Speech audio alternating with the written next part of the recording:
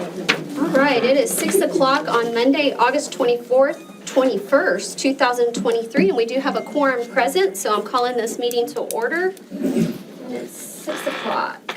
Janie is going to do the Pledge of Allegiance, and Denise will do the board mission statement. Pledge allegiance to the flag of the United States of America and to the republic for which it stands, one nation, under God, indivisible, with liberty and justice for all. Honor the Texas flag. I pledge allegiance to thee, Texas, one state, under God, one and indivisible. Thank you, Janie. Denise will read the board mission statement. Coloso Midway Independent School District educates every student to be a lifelong learner, a person of integrity, and a positive contributor to society. Thank you, Denise. Our next agenda item is public comment and open forum. Public comments at regular board meetings will be conducted in accordance with board policy BED. At meetings other than regular board meetings, public comments are limited to items on the posted meeting and on the agenda posted within the notice of the meeting. Comments shall be heard at the beginning of the board meeting. Comments are limited to 3 minutes per speaker, except that non-English speakers requiring a translator are limited to 6 minutes. The presiding board officer may modify or waive these time limits as appropriate. Public comment shall not be used for personal attacks by the speaker against district employees or students. Speakers who engage in personal attacks or use insulting, profane, threatening, or abusive language during any board meeting shall be ruled out of order by the presiding board officer and may be escorted from the board meeting room. Any concerns or complaints regarding individual district employees, students, or parents must be resolved via the appropriate complaint process, as stated in Board Policy BED Local. Pursuant to Section 551.042 of the Texas Government Code, no board member or administrator may respond to a member of the public regarding an item that is not on the agenda unless such response is a recitation of district policy or a statement of specific factual information. And our first speaker is Roy Everett. Hi, my name is Everett Roy. I'm the council member for District 1. I'm glad I could come out and speak today during public comment. A couple things I just wanted to talk about, a lot of the things going on in the area that the city's involved in, and some good news items. So where do I start? There's a couple things. Number one, if you had an opportunity to see that West Guth Park, we've started construction there with the dog park. We're in the process also of doing the engineering for the skate park. We are looking at extending the hours to the West Guth Seniors Center. Per request from the seniors. And the other thing that I've been involved in is we're going to have a permanent source of water for the park. And as we're in this drought conditions right now, it's important that we make sure that hopefully we'll have pretty soon here, we'll have a permanent water source other than the hydrants that will be in place and keep that pond up to level. Some of the streets that we're working on right now, as you probably well know, is Hearn Avenue. We will start working on McKenzie with the potholes. As AT&T did their part, they came out and leveled their potholes. It took TxDOT and some encouraging to get TxDOT to make sure that they get out there and do the same thing. And that should start, I believe, this upcoming week. And it will, unfortunately, have to have traffic, be rerouted in one lane or something. So, and they shouldn't take long to get that done. Some other exciting things that we're doing in the area is that I don't know how many people have had problems with their water as far as the water pressure goes in the area. One of the things that we're looking at right now is we're bringing another water pipe into the area, another 16-inch water pipe, and we're also looking at an additional water tower. I do have a concern, though. I want to talk a little bit about, there's a subdivision. Matter of fact, at council, I pushed this agenda item, and we tabled it for the future, but there's a 120-acre subdivision right next to the school that they're looking at putting in, and that developer, we had some concerns as council, making sure that the streets are improved and that there's a collector going through there, and that even though it's estimated to take probably 10-plus years to fill that subdivision up once they start, we wanted to make sure that traffic was going to flow and that it wouldn't slow down or impede the area. So we're working on that, and I'll keep you posted. Again, thank you. I've been to quite a few TM volleyball tournaments and that. I've enjoyed them immensely, and looking forward as you guys begin your fall season of sports. Thank you. Thank you. Thank you. Do we have any others? No. Okay, all right. Moving on to agenda item number 1, which is one of our favorite parts of our meetings, is our student recognitions. I think we're recognizing the TM High School Warrior baseball team. Madam President, members of the board, yes, we love student recognitions, and we have Coach Moody and his staff, and a few, not all, of our Warriors. We were a little late recognizing them at the end of the 22-23 school year. So if we could have the board join us up here. Coach, if you could say a few words. I'm Coach Moody, head baseball coach here at TM. This will be my second year. We're honoring the guys from last season who made it to the by-district round. The playoffs. We have 7 guys with us tonight. We have graduated 8 seniors. One of them is able to be here tonight. The others most of them are off to school or working. We have a few other guys that are returning that are working as well. But we'd like to honor the 7 that were able to make it out tonight. Absolutely. First, Go ahead. let me just say the player's No, name. yes. First player to like to recognize is Eric Flores.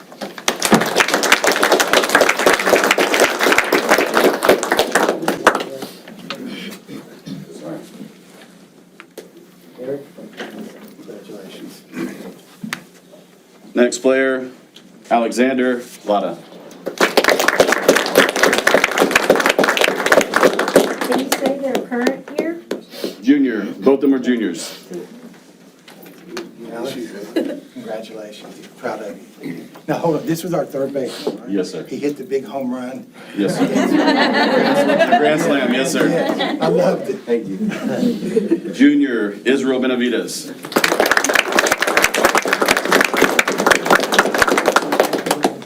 You know, during that, a friend of mine was at Oil Belt, and I was at the game, and he texted me, he said, "What just happened over there?" I said, "Man," we couldn't even type, I was shaking like, "Yeah, right." Junior, Emmanuel Reyes.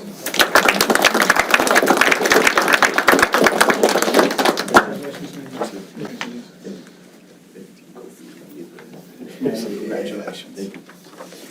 Senior, Joshua Garcia.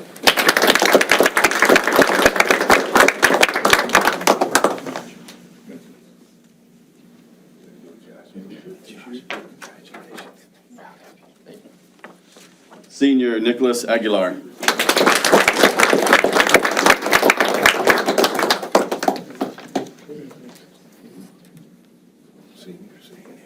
Congratulations. And he'll be an incoming freshman, Maddox Moody.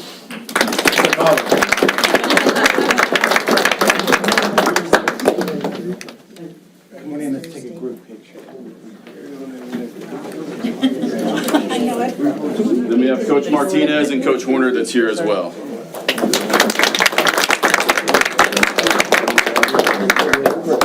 We may have to have y'all move back a little bit. We don't bite, we promise. Thank you.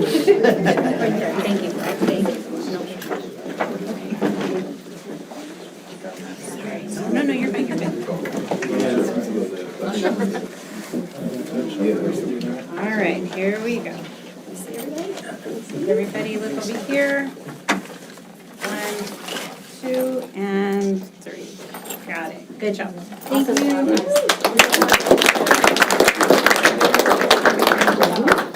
Looking for a repeat.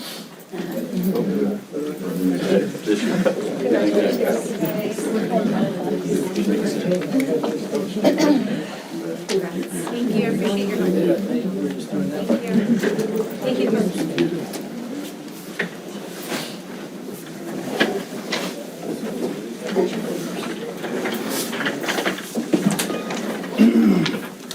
All right, right, next item on the agenda is to discuss and consider the 2023-2024 teacher salary schedule.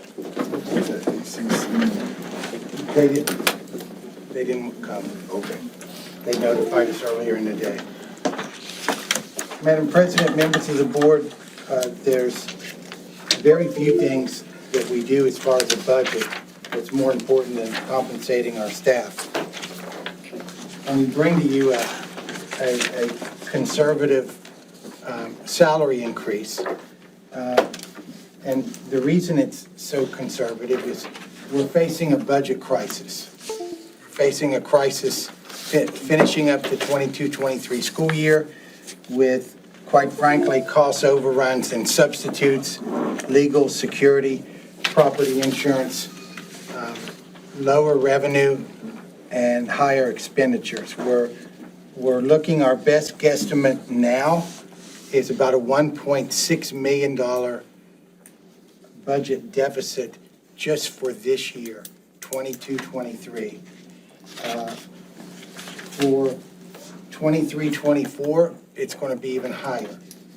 So there will be a plan in place, both for long-term and short-term budgetary cuts, if we do not receive any support from the state, which we haven't, and our enrollment doesn't improve, along with ADA.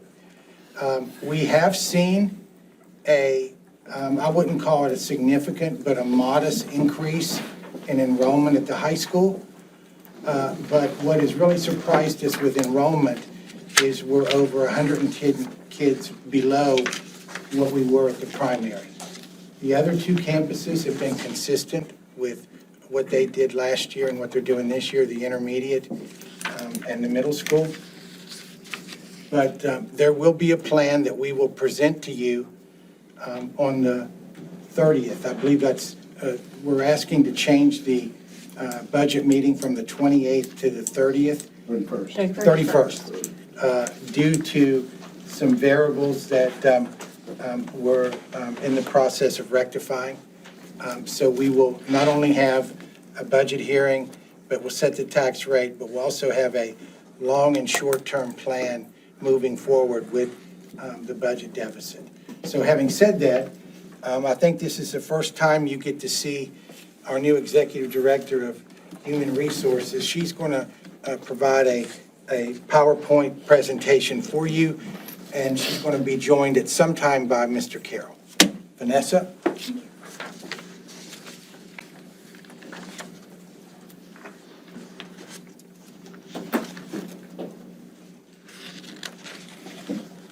Well, good evening, Madam President Boone, Mr. Van Matry, Board of Trustees, colleagues, and the public. As Mr. Van Matry said, I'm going to be talking about the 23-24 teacher salary schedule, and we will be presenting a new proposed schedule. I'm sorry. It worked earlier and now it doesn't. That always happens. So first, I'll introduce to you the current pay schedule and what we're proposing. Then I'll give you some market analysis. I'll define the market and how we pay compared to other districts in the region. And then Philip will join me and we will talk about how these changes impact the budget for 23-24. So just a little bit of a timeline. Today, we're only talking about the teacher salary schedule. At the next board meeting on August 31st, we will bring in additional compensation changes for our other staff, which is our administrative professional staff, our clerical professional staff, and our auxiliary trades, our auxiliary staff. In addition, we'll bring to you stipend information that we have for the upcoming school year. If any of these changes are approved by you, on September 15th, our staff can expect that their first checks will be impacted by any raises that are given. In addition, they'll receive any retro pay that they should have received at the beginning of their contract.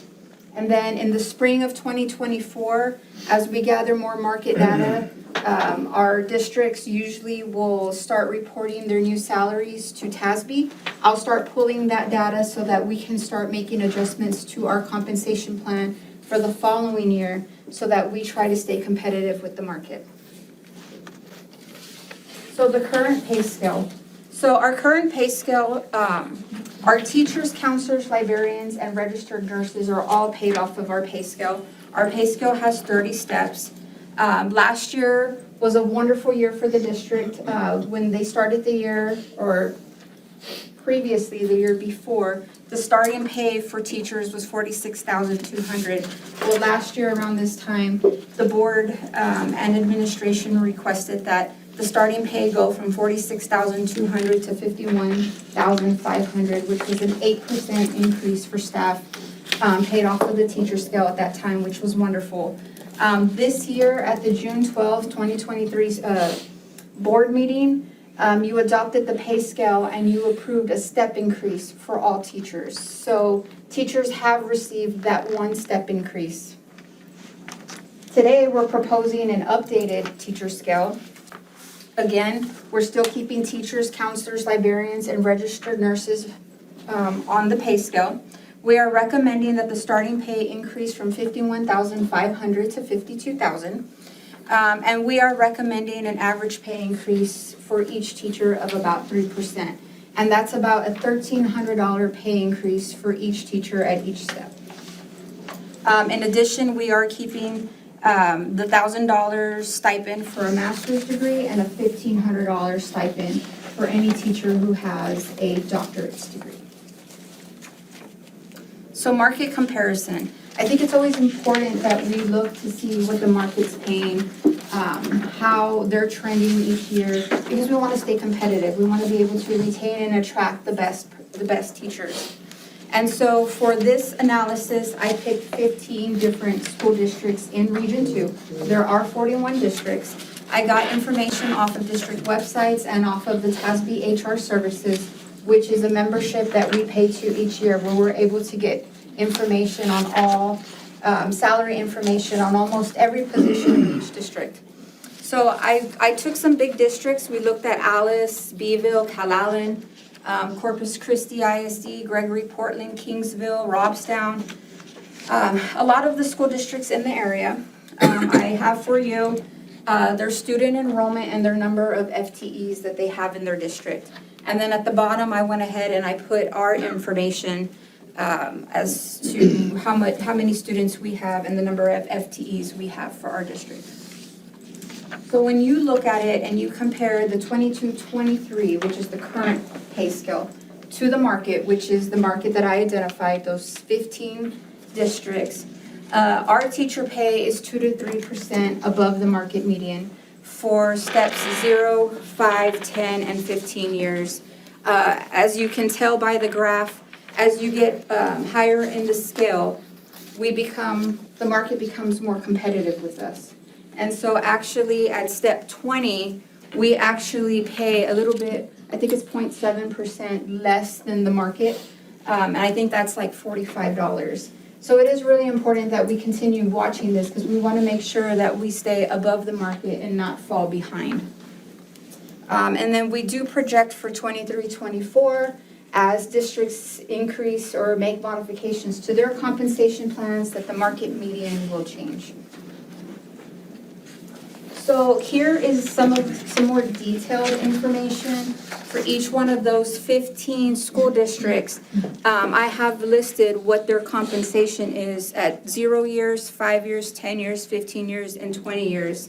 Our information is listed here so that you can compare where we stand compared to the other districts. In addition, I have the market median for each one of those categories.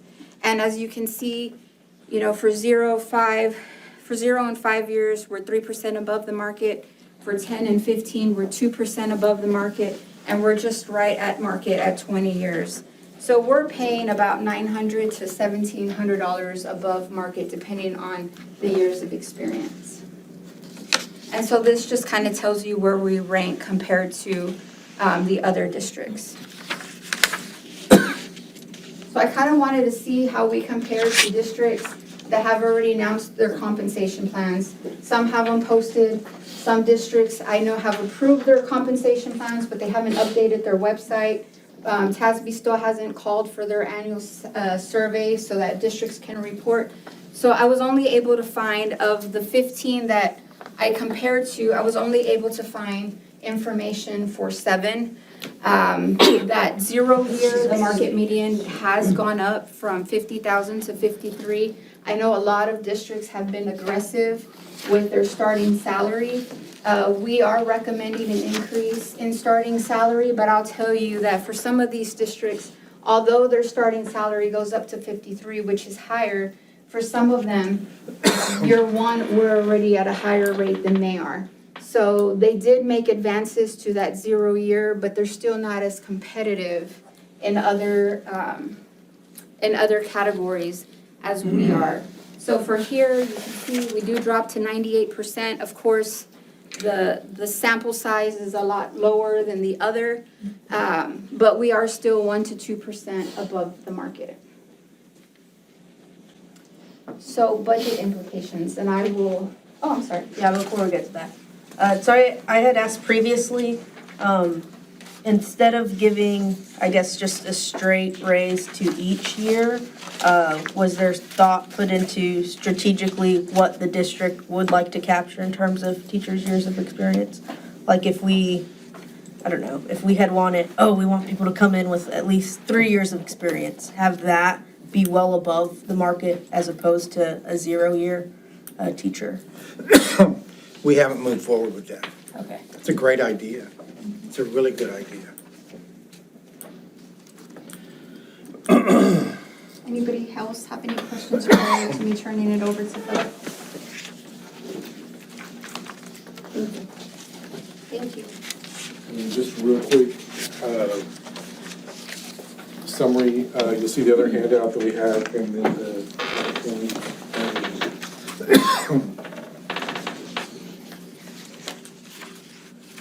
let's go with the current year that's ending. Preliminary increase shows budget deficit at 1.6. Budget deficit increase, Mr. Van Mitri mentioned that. If you look on this separate handout, if you go to the, I didn't have time to number it. It's the third from the last page. The one that says 2.3 negative, Yeah. I mean 2.2 million, If you go to the 38. third to the last page, that's kind of a recap of the amendments that you'll see on the 28th, on the 31st. It just kind of shows you what I have to adjust for this year's budget that's ending. A big increase there, the first one, the property tax, that's because the Flint Hills payment, we received it in the bank today from the settlement from the agreement. So I've got increased property taxes for that. And then I'm just basically adjusting all the revenues to what has come in. I'm recognizing the interest income that we've earned this year that ends next week. And then I'm just adjusting everything. And then the biggest decrease is the state revenue because our enrollment was down. And then because we got such a huge tax infusion here right at the end of the year, then that makes us look like we're richer than we are. So that's another reason why our state revenue went down. Then if you go to the bottom part, that's where I've got to go increase some budgets to cover the functions, to get us all aligned so all the functions are properly covered before the end of the year. The biggest one you'll see in the middle says recapture. That's where we got it, that Flint Hills money that came in at the top. We got to turn around and give an extra $4.7 million back to the state. So that's just flowing in and out. We get to keep approximately 1.6 million of that money.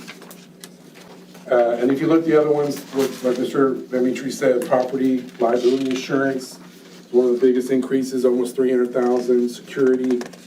And these are just the changes. These aren't total costs. These are just what I need to increase the budget to meet the actual expenditures for the year for the various functions. There are a few reductions in there. Some salary savings for the maintenance and transportation and parent-clerical. And then, and you'll also see a big transfer out amendment next week because we owe the food service fund approximately $265,000. That's not the final number. I'm going to firm that up for the free lunch and offer just last year to people that weren't qualified to receive it. And that was at all the campuses except primary. Primary was free. They were on the CEP program. So you'll be seeing, when you look at all the budget, approve all the budget next week, If you take the budget deficit, I know it looks alarming, but it's 7.8 million, but then you have to back out the stadium improvements, because that was already a budget amendment that was approved. I'm just trying to look at, if we hadn't done the stadium and other things, what would our regular operating deficit be? And then you back out the food service thing, that number is 2 million, but that's a budget number. I'm projecting the actual number when we get actual revenues minus actual expenditures. It'll be about 1.6. And I'm hoping that number is gonna start going down, because I'm also, right now, we've probably got about 700,000 in encumbrances, POs, and not all of those POs are gonna actually turn into an expense. They might be an estimate that's not actually gonna get paid. So I'm including all those POs in here now, but I'm anticipating the actual cost of those POs, those encumbrances will not be as high. And I'm counting on, there won't be any expenditures that are not already encumbered in a PO that are gonna hit. So that number will drop, I predict, hopefully we'll go down from the 1.6. Hopefully, I have no idea how much, but it should go, hopefully at least 1.5, maybe even dropping below. Are there any that stick out, that come to mind, Philip? Anything significant that you can tell us? I mean, like in the encumbrances, no. I mean, I will tell you, the biggest encumbrance is what we still owe on the stadium. Most of the improvements have been done, but we still are holding some payments back. So, and if that does happen, well, it's not gonna happen by August 31st, those POs will just roll over for the stadium. And then if there are, in the general fund, I only roll over things that are of significant. If there's something major that didn't come in by the 31st, I will roll those over, and that's what I always come in October with budget amendments to say, hey, we didn't finish this, so I need to keep the budget going. Because the general fund is normally you spend it or you lose it, but for the major projects like the stadium improvements, whatever we haven't finished as of August 31st, that encumbrance will roll over to the new year until it's fully paid off. And then if you look at yes. I guess, I feel like 1.2 million's a large variance to miss the budget by. What's a typical, I can tell you, typically what happens is if something had occurred during the year that was unexpected, I've never had anything to the magnitude of, it's like the perfect storm between the main things, the property insurance, the security, the subs, and the legal fees and other things. This is the first year that I've ever had so many separate factors happen at the same time, because like, I'm going ahead and taking a budget amendment. It's a good thing, but like our Beyond District, where we pay the students that qualify to go to state and various things, and a few people go to nationals for certain things, that went $60,000 over budget. That's not unusual, but what is unusual is I'm normally able to cover that just without having to do an amendment, without having to do anything. This year, I pretty much got to recognize every dime, because we've got so many other significant things that have just all happened at the same time. We also misread ADA. Yeah. We projected it at 95, thinking if you look at pre-COVID, that's where TM was, and we hit 92. That was a big surprise. That's a lot of money there. Because as you know, the state doesn't fund us for enrollment, they fund us for who comes to school. Now, the good news is, so far, how many days have we gone? 26? We're about 3.5 above where we were on the 26th day of last year. So we hope to keep that. And if you look on the second to last page, that's kind of like a summary of the year right now, like where we stand. And of course, this is preliminary. There's still some audit adjustments, there's still some things. And then this doesn't reflect all the budget amendments that are going to be, that I'm going to bring to you next week. And then just to kind of, the only thing about this one is it's a little artificial because it includes the on behalf, which is just an accounting entry. Revenues always equal expenditures, so really on behalf never really impacts the bottom line. So if you look at the last page, that's kind of the summary of the year without the on behalf in there. So it really shows what I'm going to be correcting with all the amendments, where you can see all the functions that are over budget. And all of this is related to the teacher salary scale. And especially also with the revenue, like if you look at the top, I'm gonna adjust investment income. We've actually earned almost $1 million. And this number right here doesn't have the month of August in it yet, so we should hit $1 million in investment income for next year. But this will be updated. This is the fund last gasp, get all the budgets in line, cover all the functions before the end of the year. Then we just, Quick question. yes. So when we say substitutes, right, I look in there and there's $500,000 budgeted for substitutes. To me, do we have any plans to control the use of substitutes, right? That's contract work. Is it possible to take that money and incentivize teachers to, is it just covering vacation? You know, there's some things we could think of there. Let me give you a better breakdown of where we're at with subs. According to Philip, historically, we would pay around $13,000 every bi-weekly pay period for subs. Just this year, we're averaging $30,000 a week. What's driving that? $30,000 pay period, I 2 weeks. We did increase the sub pay, but we didn't double the pay. I guess my question is, what drives sub usage?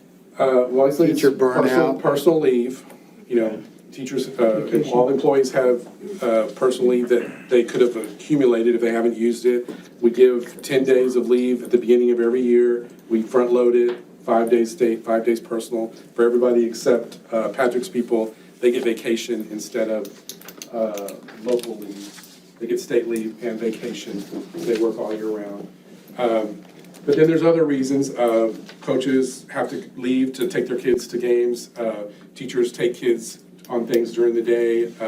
Teachers have the day off because they have professional development, so have to get a sub. They have meetings, they have there's a variety. They're either with kids, they're calling in to take a personal day or take a sick day, or they're at some other event or some other district activity. And They also don't get paid for anything except the days they work. So for the breaks that intercession, Right. Thanksgiving, Christmas, there's no paid vacation for teachers. So this example is exactly why I think the check registry is so important, to be given to us in a format where we can review it well enough to look at trends, because we shouldn't be at the end of the year and you saying, oh, we're 1.2 million over our budget, and now we're just hearing subs increase 3 times the amount. Like, and yes, that information was given to us like in a PDF format, line by like, but that's information we should be aware of, or at least have the data to look at and understand prior to this point. I agree with that, and that's my responsibility to do that. Even if you can provide it by cost code or cost expenditure, it doesn't have to be necessarily by vendor, but that would help. But cost code is, And this is 26 days into the year? No, this is for last year. Last We're about to close out last Our year. fiscal year doesn't end until next Thursday. So all the expenditures up till next Thursday are, So the increase happened last year as far as it the, happened during the year. But he did say that we're double already this year, 2.5 that's times. what I'm talking about. Yeah, we're in a deficit It's last year something that we- and next year. I'm not, Well, I understand and by the no difference. means am I saying we limit teacher leave, and I get all that, like, I don't wanna get into that, but there's gotta be some low-hanging fruit that we can do to control our sub usage, sub utilization. For example, you say the personal development. That can also lead to teacher burnout, right? Personal development, they gotta go to personnel days, and they gotta go develop, then they gotta teach, like, are we making sure that our teachers? Training, Yeah, are we making sure we're not overtraining? I doubt we are. Not many people overtrain, right, because of budgetary reasons, but those are things we could be looking at, right? Are we overtraining? Are there things where we can correct without impacting our teachers' leave? You know, they're anything that involves them, because we don't want to impact them negatively at all.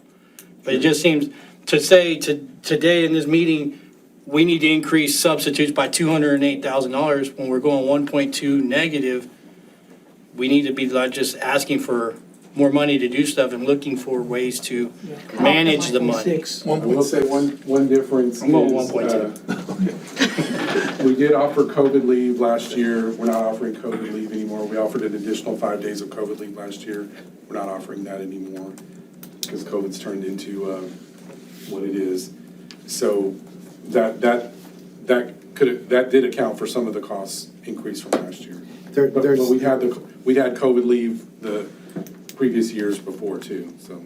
There's two things that I'm familiar with regarding getting a handle on subs. The schools have a budget, which right now they don't have. Whenever subs are needed, we fund them through the general fund. The second one is incentivize with additional compensation, 0 to 5. If you don't miss any days, you get this amount of money, and then it's a sliding scale. Yeah, that's where I was headed earlier. Like, if we can take some of that 500,000 and give it back to our teachers, you know, it's like the bus driver shortage, right? You got a bus driver shortage. Is there a teacher who wants to go get their CDL and can make a stipend of money to do, like, those are creative things we need to do. I think to that keep the will money be in-house. in the plan that you're going to see on the 31st. For next year. Yes. The year that we're in. Yeah. Yes.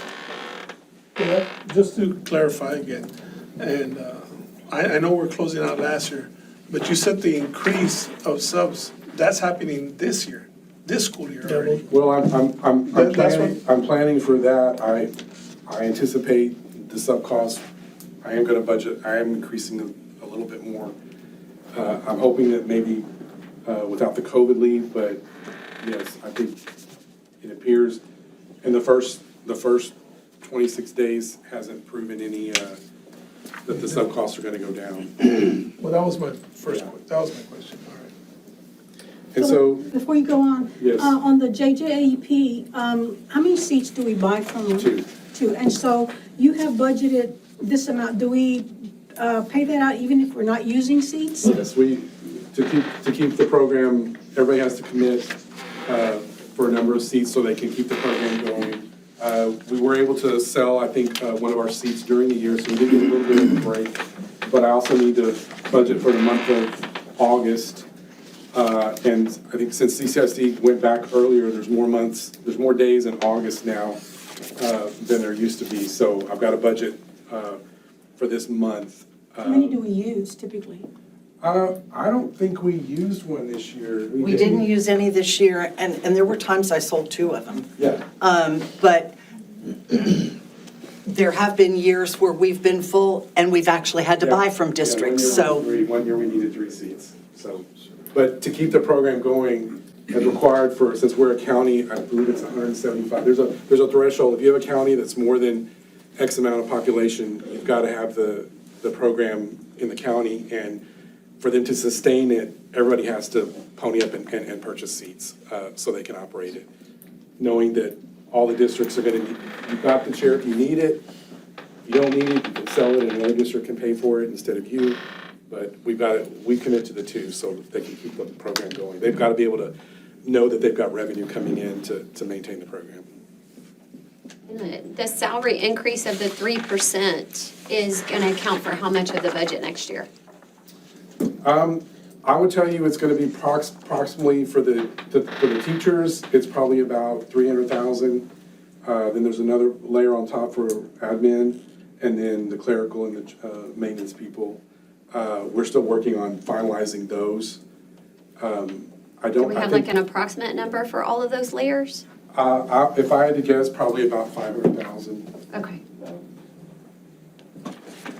And the only change on we'll adopt the final budget next week, but the only thing today is, I think I mentioned it last meeting, is a new template came out, and even though all the numbers pretty much stayed the same, the way the formula came, the bottom number didn't change. We're still getting about $10,300 per ADA, but the mixture of the formula said I still had to adjust state revenue with the tax revenue that did not change, but the state revenue and the recapture kind of flip-flopped. So now it looks like, based upon the estimated numbers that I've got now for next year, recapture is going to be about $1 million.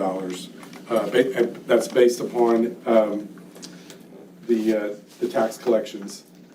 And that's subject to change, because as we mentioned last time, I'm still trying to figure out exactly what Flint Hills is gonna pay, because we got that information last time, that I'm still working on getting the true certified values. If they're gonna pay what they paid last year, I need to figure out what that delta is, so that might adjust that number. But remember, whenever Flint Hills doesn't pay, the state will make up either an additional state revenue or our recapture will go down. They'll let us keep more of the taxes. But the bottom line is those three numbers, they go up and down, those three numbers, tax revenue, state revenue, and recapture expense, those numbers change. But when you add all three of them together, that number doesn't change unless your ADA goes up or down. So the collection rate thankfully doesn't really impact us on the M&O side. It does on the INS side, but it doesn't impact us negatively on the operations side. So that's just a quick summary of where we are, and you can look on there's the 4 pages that show the line by line detail where you can see, like I said, what we actually budget for subs, what we got in. So that will be finalized, and everything will be finalized on the 31st when we adopt the tax rate. First we adopt the budget, then we adopt the tax rate. That has not changed. Remember, the M&O, due to compression, is going down to 0.7575, and we're gonna set the INS rate at the maximum we can set it, which is the 16, almost 17 cents, 0.1677. And that will all happen next Thursday. And just to educate the community, in case they don't know, our ADA is increased by all of our students being in class on a daily basis. And I think it's important that they understand that's how we get paid. And so I just like to add that in there, that parents need to send kids to school so that they can get educated and not get behind, and we can pay the teachers. But obviously, as Mr. Van Matry said, and as Riggs said, we've got to put our thinking caps on. We've got to develop our strategies to work on reducing the budget, and but moving forward with staying competitive with salaries, but also recognizing that, this isn't sustainable for forever. We've got to come up with other ways of controlling these costs, these areas that are just, safety is important. And we've just got to figure out a way how to handle it. Liability insurance, we have to have it, but these 30% increases, I don't know how much longer we can sustain those without any more relief from the state. So Did you have anyone other than Carlisle quote you on your? No, but we're definitely looking into some other areas, other possibilities that we could possibly look into, see if there's other avenues out there, or other companies that could benefit us. Do you remember what the increase was the year before with them? I would say for the last 3 years, it's gone up between 10% or 30% every year. Last year was one of the biggest. I think when I did the budget, when I adopted the budget, that's just for the year that's just ending, I anticipated a 15% increase, and it wound up being over 30%. That's why we're 288,000 short for last fiscal year, and I'm already budgeting. I've already got it in this deficit budget for next year that it could go up another 10%, 15%. So, but I do have another company that is going to review our situation and see if there's any, if they can offer us any relief or any benefit. Is it a competitor, or? I'm gonna say something that I always say, and I know you get tired of hearing it, but we said last year was really bad, and we went right back to them and they got us again. Like, we have to get away from these long-time relationships. That's the way we've always done it. We have to start thinking more proactively. Like, if we went back to the same company that got us last year with a huge increase and we didn't ask anybody around, we're doing it to ourselves. We're self-inflicting wounds here. So, if we could think that way. Well, it'd be nice for them to have a representative here when they do the increase. Yes. He was on vacation, Yeah, if you would bother sending anybody. That's true. So obviously, budget strategy, very, very important, very, very high on the list. And, but next week, wrap up one fiscal year, get the budget adopted, tax rate for the year. Any other questions? And I don't know, write your legislator and say, Yes, good job. Yeah. There definitely needs to be some of that. And tell people to come to school. At least till 10. Even if it's At least raining. till 10. Yes, yes, that's the other strategy. That was another thing that Be here Ms. till Rule staff didn't say stops. for the community. Oh, yes. Doctor appointments after 10:30, so the kids are here till 10 at least. Right. Yeah, For the snapshot is at 10:30, At right? 10. Right. 10. Well, can I make a suggestion? I don't want people to throw popcorn at me, but since we're gonna finalize the budget next week and see, I'd like to see what kind of adjustments you have. Can we table this first item until next week? The board has the prerogative to do whatever you. I'm in agreement. Yeah. So we'll go ahead and take a vote on that to table the administration's recommendation that the board approve the 2023-2024 teacher salary schedule as presented. Who wants to make that motion? I'll make that motion, please. I'll second it. We have a motion made by Paul and a second by Leo to table the approval of the 2023-2024 teacher salary scale as presented. All those in favor? No opposed, motion carries 7-0. All right, so we'll need that on the next agenda. Number 2 is a report, campus administrators. Madam President, members of the board, there was a request to put some faces in front of you versus names. So I'd like to ask our principals if they could come up here and say a few words about their administrative team and introduce them, and maybe they can come and shake the board's hand or entertain any questions. Good evening, board. Of course, you all know me. My name is Laura Davila, and I'm the principal of the primary school. But I could not do my job without the two ladies that helped me. This is our 4th year together, and we are just a magnificent team together. We work hard, and a lot of what they do is some of the stuff that y'all talked about, attendance and those things. So I want to introduce my assistant principals. I have Nidia de la Cerda. Nidia, come on up. She helps our campus with testing. She is a formal bilingual teacher, actually dual language teacher. Shake people's hands, sure.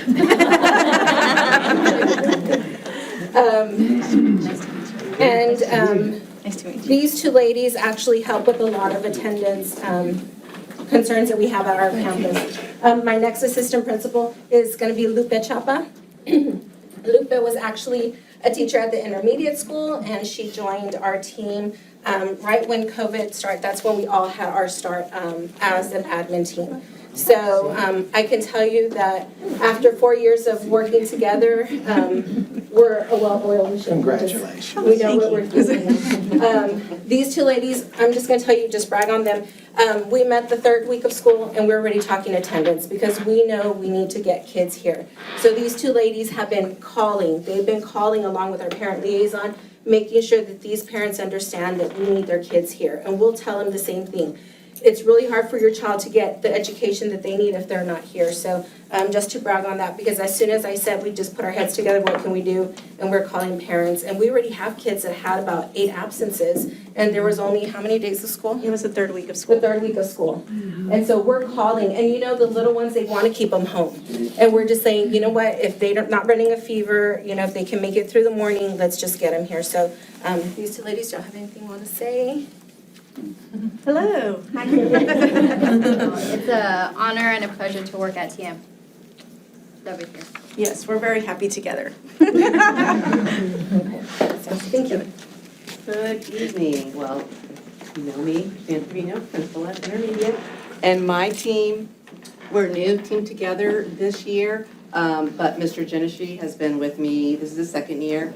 And although it's Ms. Franco's 1st year as an assistant principal, she's not new to our team. She was one of our instructional facilitators. We were at at Intermediate. This is our 4th year together. So although she wasn't in the capacity as an assistant principal, she's been a part of my admin team, which is really, really helpful. She is our instructional data guru, so she brings another strength to our team. But we are very well balanced, and they're not used to being the ones standing up in front, so that you don't see them jumping up right now. But Mr. Genesi and Mrs. Franco, they both, I think this is a big testament to our district, they both have chosen to bring their own children and have entrusted our district with them. So I think that that is the highest compliment that you can give to anybody, when you bring your own children to be a part of this family. So, but you can shake hands as well.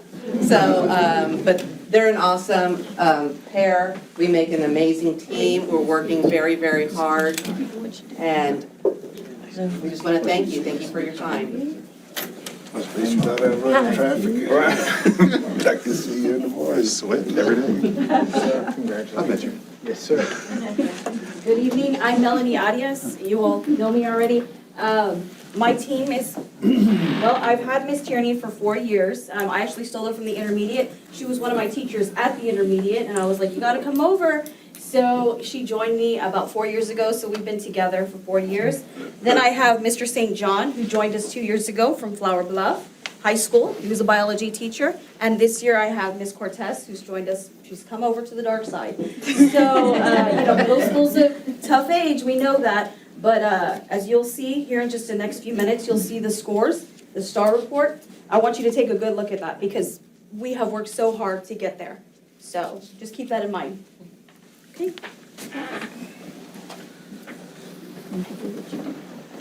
It's my pleasure.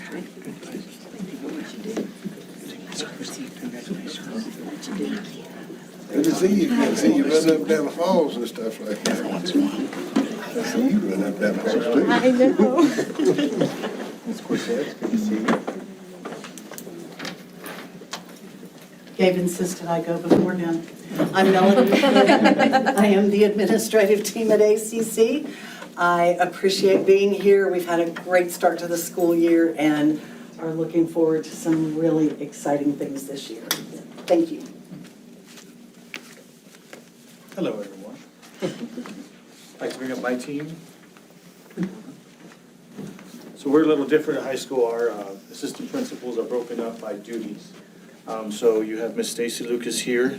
She's our assistant principal in charge of student support services. So she attends every ARD, every 504 meeting for every single student. We have consistency throughout. She also oversees the special ed program, the entire department as well. You have Ms. Cardenas over here. She's our assistant principal for curriculum and instruction.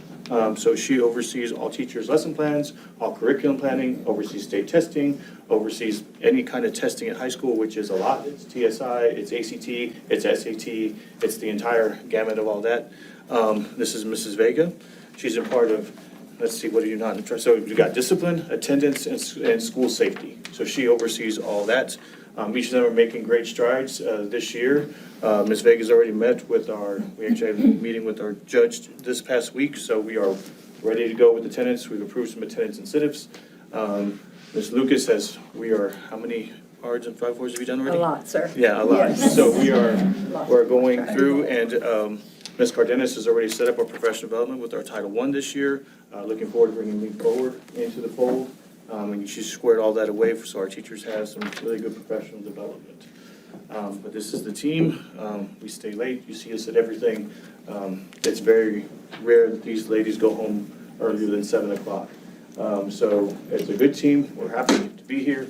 I guess you guys should follow tradition and shake hands. And we like our boss. We do. And we like all our money. Hello. Hi. Hello, thank you. Hello, how are you? I'm good. How are you doing, sir? How are you doing, sir? Thank you. Thank you. How are you doing, sir? To support us. How are you doing, sir? Thanks for everything. I can do it. Thank you. Good. Start with you. Yes, sir. Doing well. I know. Thank you. Hey, Lamar, Thank you, sir. I think we have Dr. White and Yolanda. Good evening, board, audience members. So I'm Dr. John White. I'm the Assistant Superintendent for Instructional Services, and so I'd like to introduce The Curriculum Instruction Department, we have our two members here. We have Dr. Allison Sham, who is our Director of Curriculum and Instruction. Hi, guys. Behind the scenes. And also behind the scenes is our Assistant Director of Curriculum and Instruction, Ms. Kenna Moody. Dr. Allison Sham, as the director, she oversees the entire HQIM rollout. We're going to talk a little bit more about that later on. And Ms. Kenna Moody, our assistant director, she is specifically over our programs, GT, bilingual, DLI, and kind of anything else related to special programs that serve our students. So.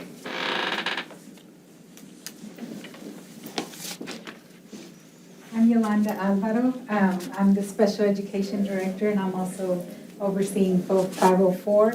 And this year I have some help. I have Mr. Enrique Ruiz. He's joined our department this year, so it's been really great to have some assistance, and we've been working well together on a lot of different projects. So it's really been nice to have somebody to share ideas with and move our department forward. I'm gonna shake everybody's hand. Sure. Do it. I guess we should have too, but we were still in the back. Thank you, Gonzalez. Thank you. Ma'am, is he going? Get around, sir.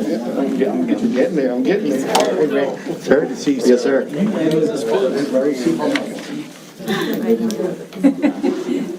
Hello, I'm Rosie Salinas. I'm the Director of Technology and Digital Curriculum for the district. It's just me. I think David is out there. Is he out there? Yes. No? He records all the meetings, so I think y'all have seen him, so you'll see one of us at the meetings all the time. But yeah, it's a pleasure to be at Toloso. Mahogany and Coach O'Neill.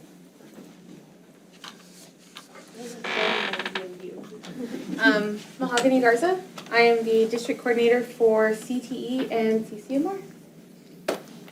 Lovely to meet you. Good evening, I'm Chris O'Neill, I'm the athletic director here at Toloso Midland. I believe I've met almost everybody in the room. If not, I'd love to. Are we missing any? We've changed some titles or everything, but my title's changed a little bit, but also a person in my office has changed. I have a director of finance, and that is Catherine Saldana. Nice to meet you. Iris. And we have Iris. Iris is back in the corner. Good evening. Troublemakers in the back. I'm Iris Chapa, and I'm the Director of At-Risk Services and Testing. You'll hear from me in a little bit about our STAR DOC data, and I'm just very grateful to be here at Toloso Midway. Patrick, you don't have anybody? He does, just not here. He has people. Vanessa, you have a lot of people, Vanessa, but anybody here? Ryan, he had said he was gonna join us. I guess he wasn't able to, but Ryan Garza is the HR coordinator. So I believe that's our admin team.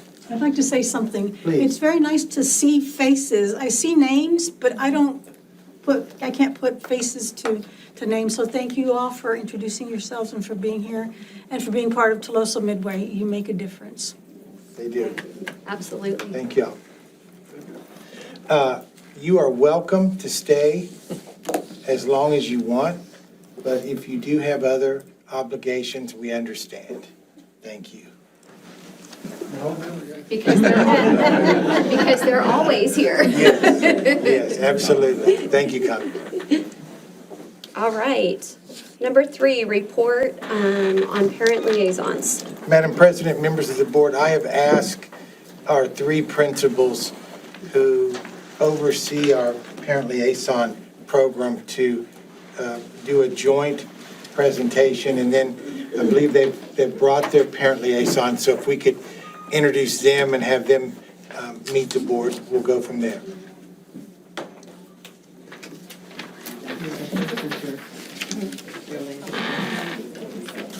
Okay. Well, just a little history on the parent liaisons. This was probably my first request when Mr. Van Maitre came, I think the first day I met him. It's really important for us to involve families and the amount of students that we have and the number of families we have, this position was dearly important to making sure that we're successful on our campuses. So I was able to actually get a parent liaison from CCISD, and she's a TM graduate, so Mercedes Castellano. And so stand up and shake hands. She joins us. She was actually a parent liaison in CCISD. And she has brought a lot of wealth and knowledge and ideas to our campus, and we'll talk about those in a minute. I love to be home. Glad to be home. Thank you. My parent liaison at intermediate is Mrs. Leilani Flores. Actually, I mean, she's a parent. She's got 3 kids in our district, but she undertook coordinating my TMPM program last year. That was no easy feat. She did not just want it to be an after-school care. She spent hours making lesson plans, activities to not just babysit them, like engage them in some fun. So when I knew that she could take that, I said, you know what, let's move her up a little bit. I think that she can handle the challenge of being our parent liaison, because she was already showing herself as being able to positively communicate with many of our parents, even in some situations where they weren't so pleasant, like the discipline, talking to those parents, but she did a really good job. She always has that smile, that energy, and then she already knows many of our students through that program. So it's a growing experience, but she understands that our ultimate goal is to engage and build partnerships with our families. She's already had her first Title I Parent Series meeting, and it was really good. So I know that once that bug gets out there, our numbers are gonna grow. Once they see the different topics that we have to offer and just different opportunities, I think that that's gonna even get better. So you can join the club and shake hands too, Leilani. Like, you can't be left out. Very nice to meet you. Nice to meet you. Nice to meet you, Leilani. Nice to meet you. One down.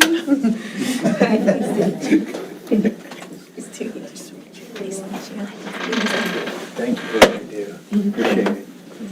Okay, the parent liaison at the middle school is Miss Denise Fernandez. Denise, if you want to stand up. I can tell you that Denise, I actually stole her as well. She was my parent on the LPAC meetings. When I was at intermediate, she was always there for the LPAC meetings. And she's also that go-to between our Spanish-speaking parents. She helps us with that. She helps us with the activities on campus. She's also helping, a big help with the attendance. So Denise, if you want to come around and shake hands. Nice to meet you. And she loves giving the teachers snacks. The teachers love her because she goes around with her snack cart. I love to see her. Yep. Thank you. Thank you.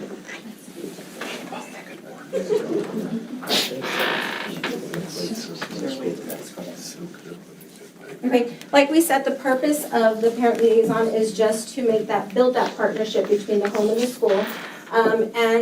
She not only helps our families, but she helps teachers, administrators, or they help teachers and administrators.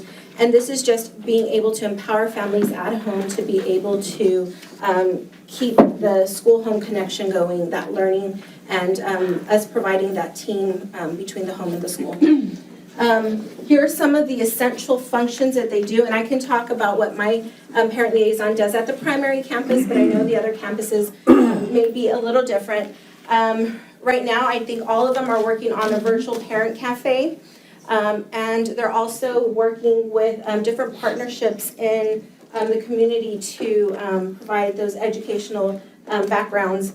Community Educational is actually another company that they're working with to be able to provide those resources for families.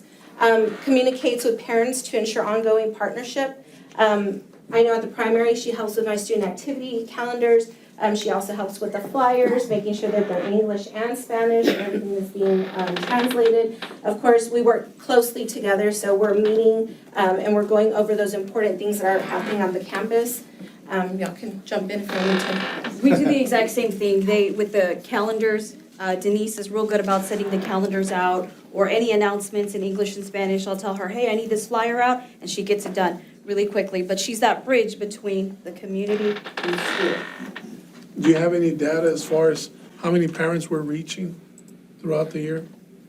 They have been keeping a log. I know that they have been keeping a log this year. I've asked her to keep a log of everybody we're contacting. I know that during the beginning of the school year, when we were working with the HAC and Parent Square, we put on there, contact Ms. Fernandez, because she's a big role. She helps us with the HAC.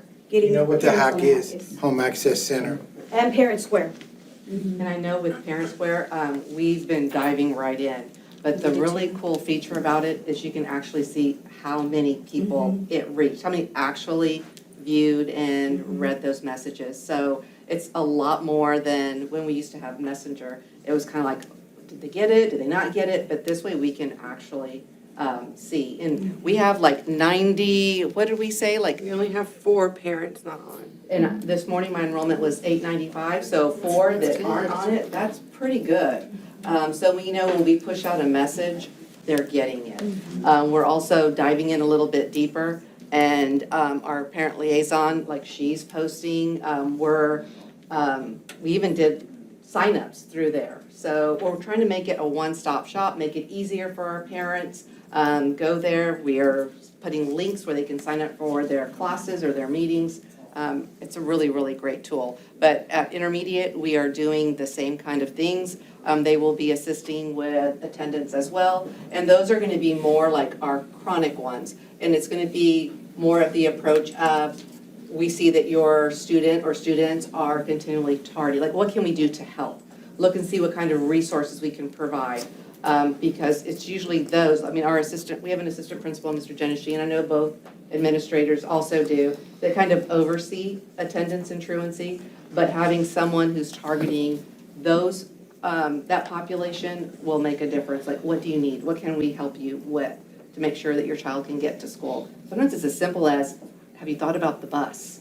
You know, we can help you with that and get them there on time every day, but it's other resources as well.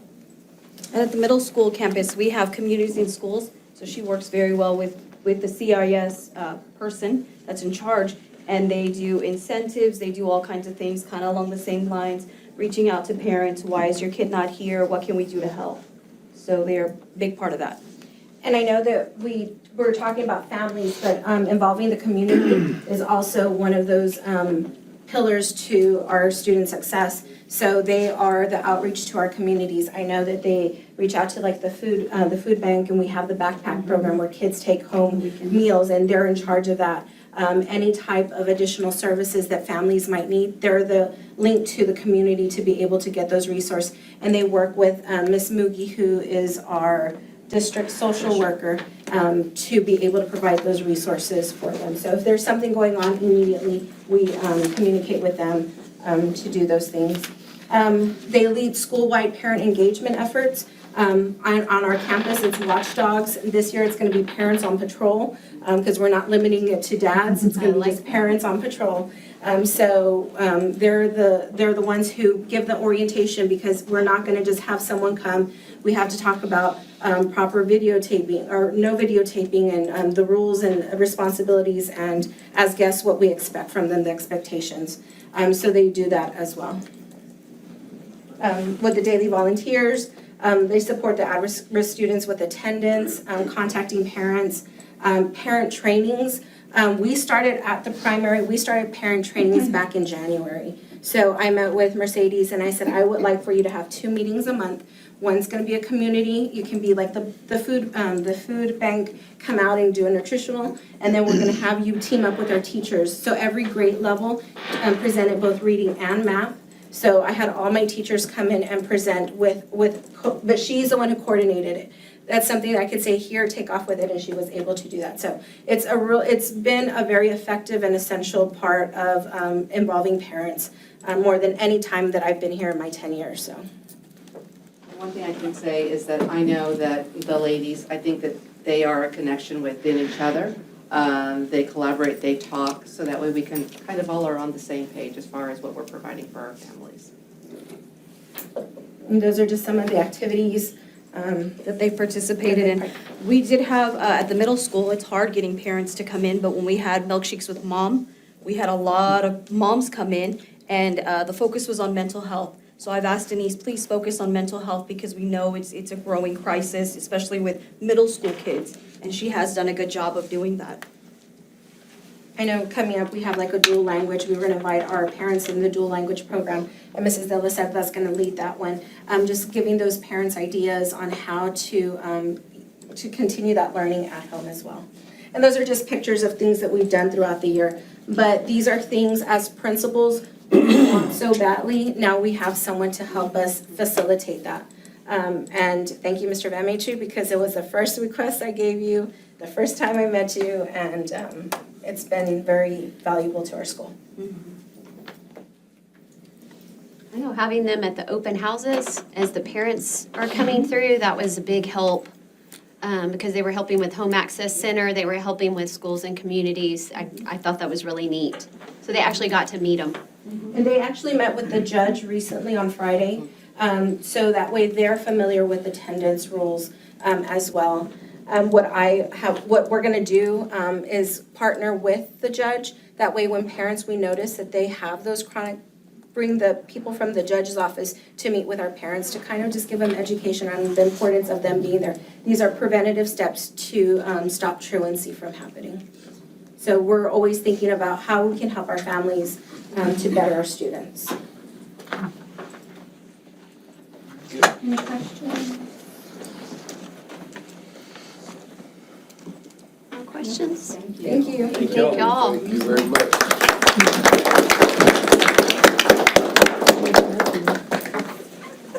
Right. Number 4 is the report, STAR end of course 2023 reporting. Madam President, members of the board, we have Ms. Iris Chapa, who is our Director of At-Risk and Testing, that's going to give the preliminary report.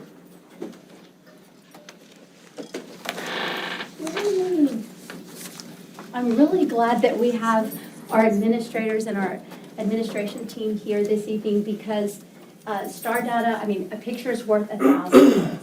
And 2 things that I think you should know before I get into the data. And the first is that everyone, I'm sure, is going to want to get specific and, you know, give explanations to their data. And I think that's great. But for here, we're just going to present. And if you have any questions, hopefully our administrators or even Mahogany, our accountability expert, can answer. We're going to end with the preliminary accountability ratings for each campus.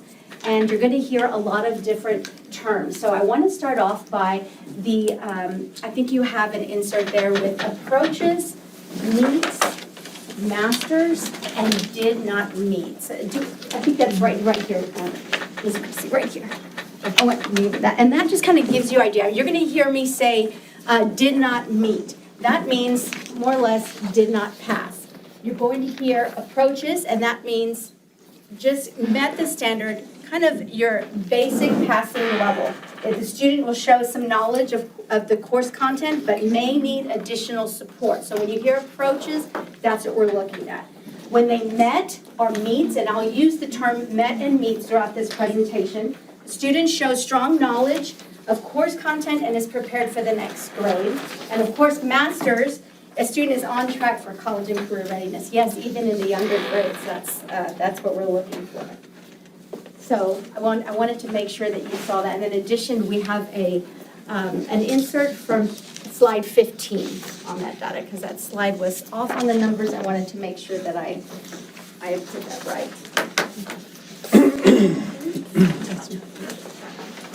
Ooh, it's really cool. I read it, actually, Caller Times came out with an article today about STAR data, and so I thought I'd start with some of the things that we should know. During the 2023 STAR year, reading proficiency remained largely unchanged statewide compared to the previous year, though the percentage of students reading at grade level is higher than before the pandemic. Math scores improved from last year, but are still lower than pre-pandemic levels. So I thought that was something that we could start with.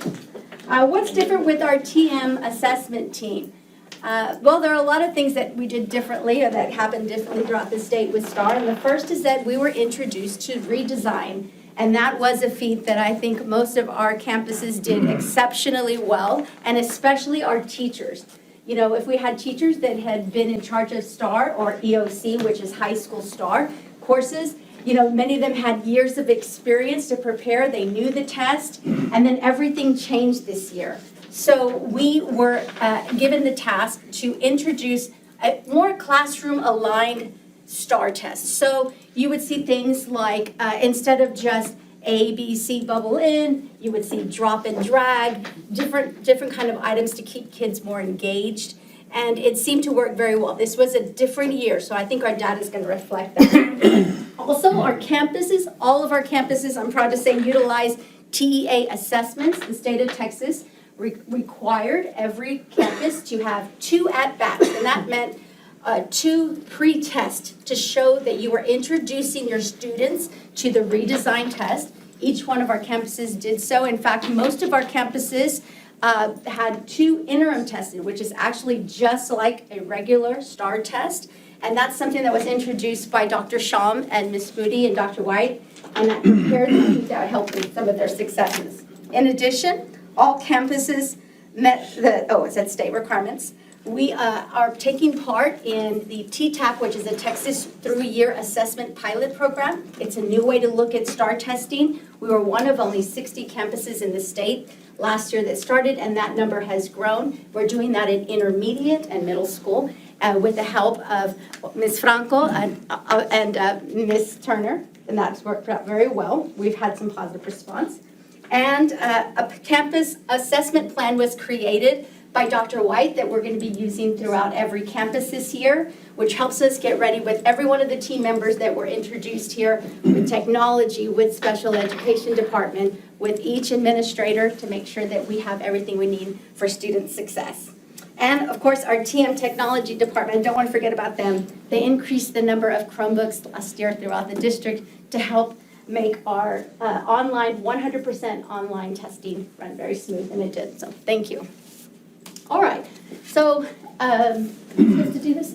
Is this, yeah, okay, not technology, just The up and down. all right, okay. Make sure I'm not, These arrows. you got it. You have to Okay. switch one. And sorry, before you start, and the initial goal was 30, 60, 90, right? That's usually the measures for each, Okay. yes, ideal. All right, so we're going to start off by looking at cohort and STAR, and that is analysis that follows a student from year to year. So we're going to look at them when they tested in 3rd grade and how they did in the 4th grade, and then 4th to 5th, 5th to 6th, and so on. And then with high school, we're just going to look at the English 1 EOC because that's the only cohort year that they have assessment for. So looking at, we'll start with the intermediate with the reading. The year 22 to 2022, the 3rd grade reading, that is your data. You're looking at it from a percentage point. If we looked at it overall, the 4th grade reading, more students passed overall, although less met and masters in that specific area. So it's a little similar, but we did have a little bit less in the masters and meets area. Is it okay if I go for it? Okay. And then in the mathematics, once again, 3rd to 4th grade, we saw an increase in approaches, meets, and masters all the way through. So that's really good for our 3rd and 4th grade math. And please let me know if I'm going too fast for you. We'll look at the cohort of 4th to 5th grade in reading. And on that one, we have from the 4th to 5th grade, an increase in overall approaches, but about the same in the meets and masters area. We'll wandering to the next. And in 4th and 5th grade math, we had a significant increase in approaches and meets, and about the same in the master's level.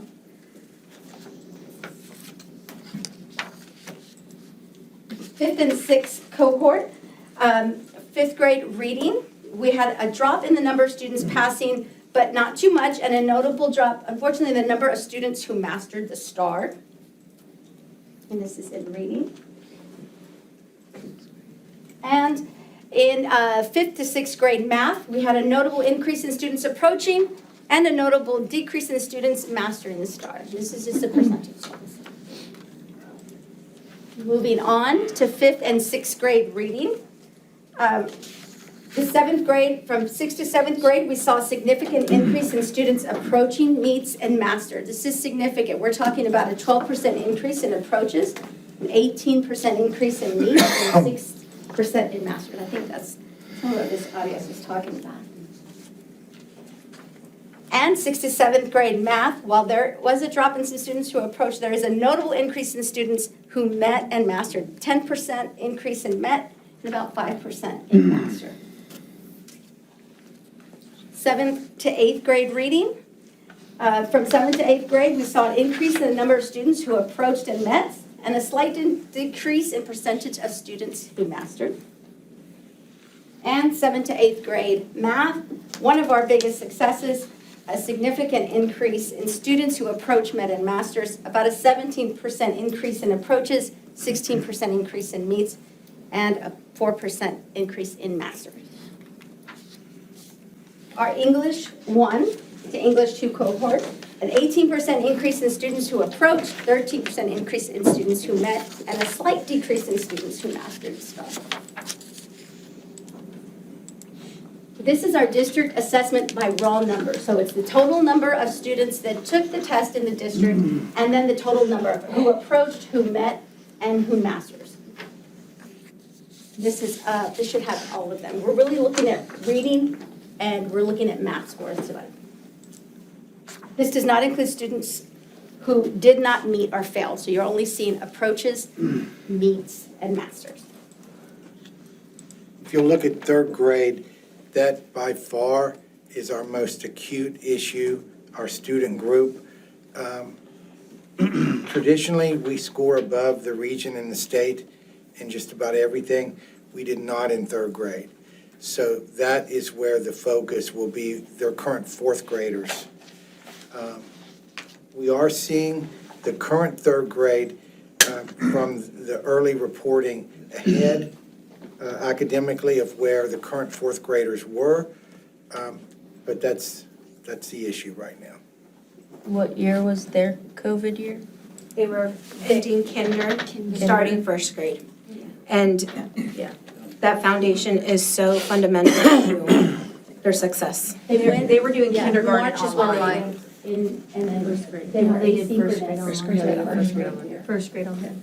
But it's important to know where our resources need to be targeted, and we certainly know that.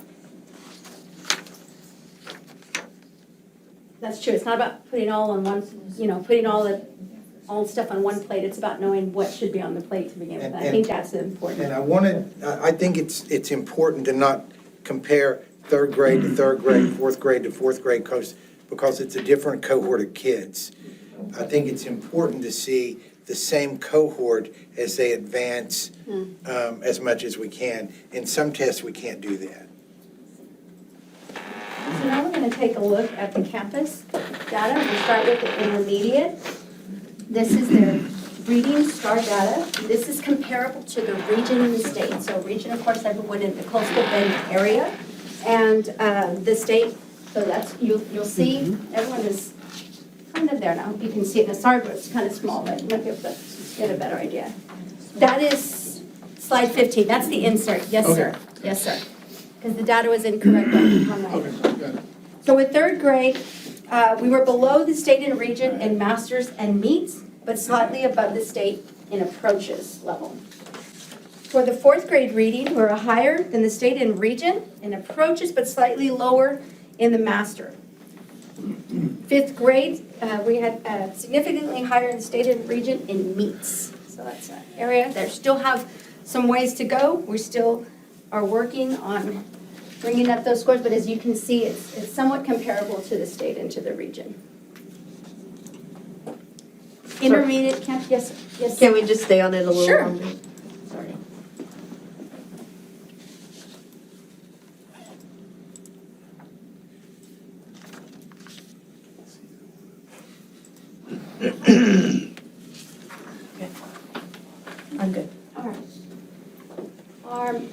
data for the intermediate. Our third grade, comparable to the state and region in approaches, but less than, we're a little bit less in the areas of meets and masters for third grade math.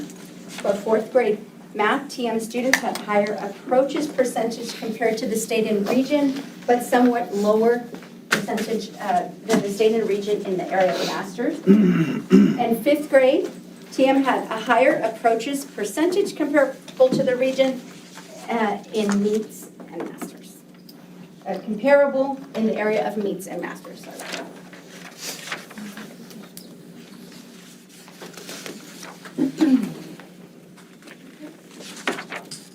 Now looking at the middle school campus, reading, language arts, sixth grade had significant gains in both meets and masters, well above both the state and the region.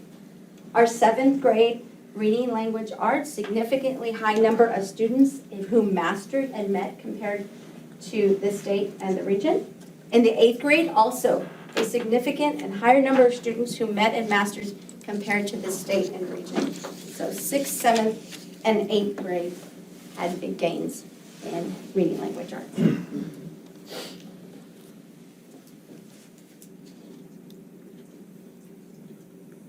Middle school math, 6th grade did better compared to the region in the area of meets and masters, and overall, more TM students approached compared to the state and region.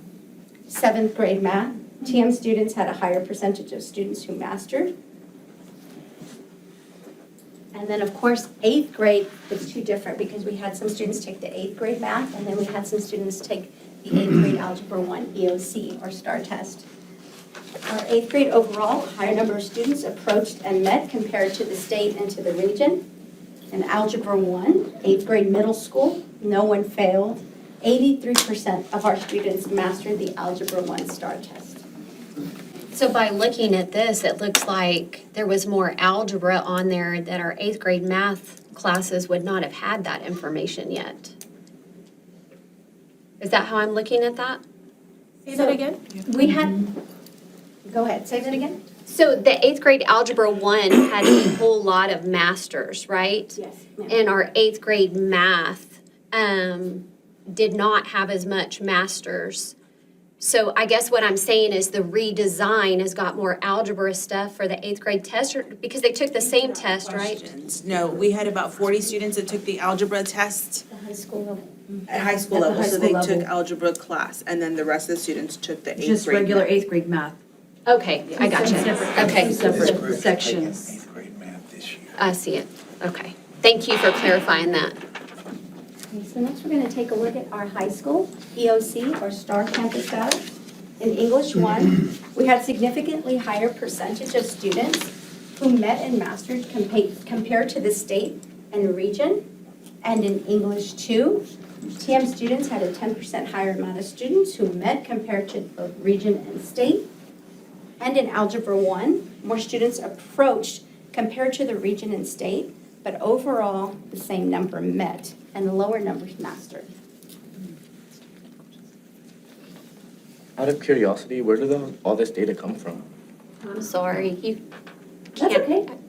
Oh, okay. If you're okay with that, but normally we don't have anybody ask point of order. So they keep going. No, of course. Okay. So we're going to move on to our Academic Careers Center campus data. We had 25% of students in English 1 who approached, 75% that did not pass. English 2, while 54% did not pass the English 2 EOC, some success in the percentage of students. There was a percentage of students who not only passed but met the test or got meets. And in Algebra 1, while 29% of students passed or approached, 71% were not successful in passing the math EOC. On this one, who are we being compared to? That's a good question. We were compared to AEA, which is the Alternative Education Accountability, but unfortunately we lost that distinction this past year. So as far as accountability, we will be recognized as a high school this year for accountability. Yeah, but I mean, on this chart. Oh, state and region. traditional schools. Traditional schools. Okay. It's apples and oranges. Okay, yeah, I'm just Yeah. making sure It's really- it is right. It's really unfair to the Academic Career Center that we operated the campus as an alternative school for almost 4/5 of the school year. And then their accountability is different, but that'll change this year. Now we're going to take a look at these preliminary campus accountability ratings. Like I said, just make sure it's all preliminary. Yes, sure. This may not be the time for the question, but it may not be the time. Can we talk through what our strategy is in teaching the kids this year that's a little bit different? So like high school trying to condense, and then the eighth grader. The big difference is HQIM. Okay. That's a huge, huge paradigm shift. And then there's been a restructuring of the master schedule at the high school. We're going to test a significant amount of first-time testers in English 1 and Algebra 1 in December. If they master the test, they move on to other credit earning opportunities. If they don't, then they're in that same class again for the spring semester. Right now, we just rely on whether they come to tutoring or not. Now there's a significant change in that. Mr. Van Matry, what are the HQIMs that we're using district-wide to increase some of these scores? Well, we have like Amplify, Carnegie. It's math at the primary campus, and then next year, they'll transition to Amplify.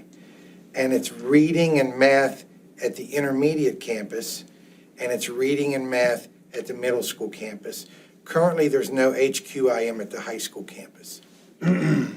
Now, this is another financial, it's really expensive. It's really expensive. But it's the TEA recognized curriculum that you don't have to put 2 and 2 together to figure out it's aligned with STAR 2.0. But it's very difficult. It's hard. And there's a significant amount of funding for training that goes on with that. That is all new. But I think that and the primary campus doing what they do, and they do it very well, we're going to be fine. We're going to be better and fine. So next year, we're gonna have December testers, eighth grade math, then spring, No, not eighth Algebra grade 1. math. Not eighth grade math. You're going to have Algebra 1, ninth grade. Okay, no eighth graders are taking algebra. No eighth Okay. graders taking algebra. So- They'll accelerate when they get to the high school. Okay, so then in December, we'll have EOC, English 1, algebra, And retesters. and retesters. Okay. Yes. That's new to TM High School. And then, You see the advantage of having a system where instead of the students that don't get credit for the graduation requirement and they're on their own, we offer tutoring after school that some come, most don't. Now they're in that class with a reduced student-teacher ratio. and then you said if they don't get masters, they move on? So if No. they met? If it approaches, they can move on. Okay. They can move on. Now, the worry that I have is with the acceleration, will we hit the level of meets and masters that we have with a whole year? We will definitely, at the end of the day, because you get 3 testing opportunities for accountability, summer, December, and spring. And you can't force a kid who scores at approaches to take it again, even though they can. That's a new part of the accountability system. But it's hard to tell someone, they take the test again, take the class again. doesn't help you because you've already checked off that graduation requirement, but it helps the campus and the district. It's a hard sell. The other thing it does is if they score high enough, then they're exempt from TSI. So there is some incentive for those kids who are, score lower enough, they can retake the test, pass that test with a 4,100, then they can exempt themselves from TSI. That's a good point. And if they exempt themselves, do we still get this, CCMR credit or no? I don't think so. Most of the kids, if the reason why they're doing that, they want to go into the college classes that are free. So we'll get we get it that the way. CCMR Okay. through, their credits are on 9 hours. Okay, cool. I'm caught up. Good I'm glad you are. All right, so we're going to take a look at the preliminary accountability ratings by campus. We'll start with the intermediate. Their overall score is a 71, which is a C. Last year they had a 90 overall rating.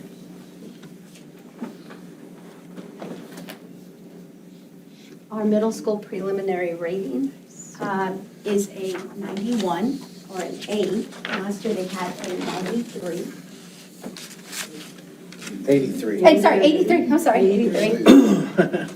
Last year, hey, this year, C. High school preliminary rating is a 77, or C. Last year they were an 86.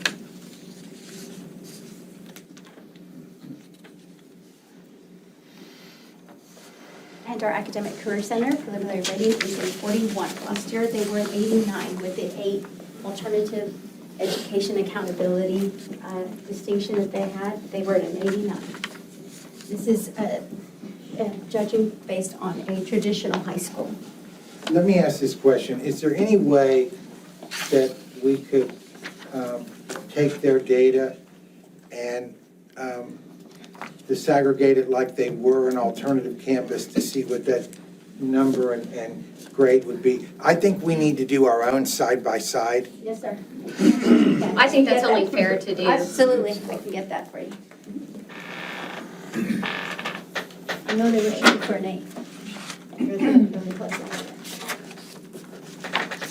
And then, of course, I wanted to introduce to you our campus testing coordinators who are the essential heartbeat of assessment, outbreak assessment. We have Lamar Cardenas at the high school. We have Connie Tierney, who's at the middle school. We have Yadira Cortez, who's here, who was at intermediate and has handed the reins over to Monica Franco at the intermediate. And we have Nidia de la Cerda, who is at the primary. All of them just essential. And that's all I have. Thank you. Yes, ma'am. In our board workshops, they talked to us a lot about the redesign and to be expecting like a lettered gray shy of where you were to be due to the redesign. So 100% like humongous shout out to the middle school. Oh my God. Y'all killed it. I know that you probably have more to say, but I kind of want to piggyback on that. I didn't, no. Oh, you didn't? So before I got on the board, I served on the site-based committee at the middle school, and that's when the middle school had to do something, right? Targeted improvement. Yes, we had to do something, and to see where we were and where we are now with a campus that is difficult, just so much going on that campus, right? And having children who have been on that campus, I have seen amazing.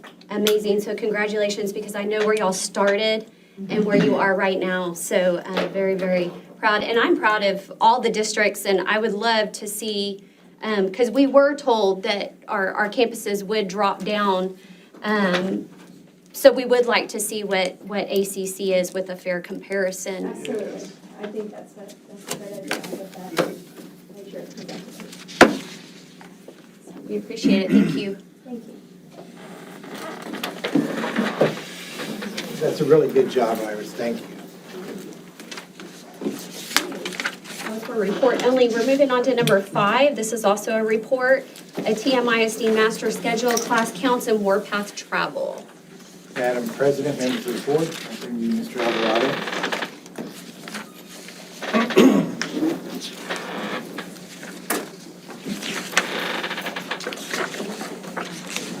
Got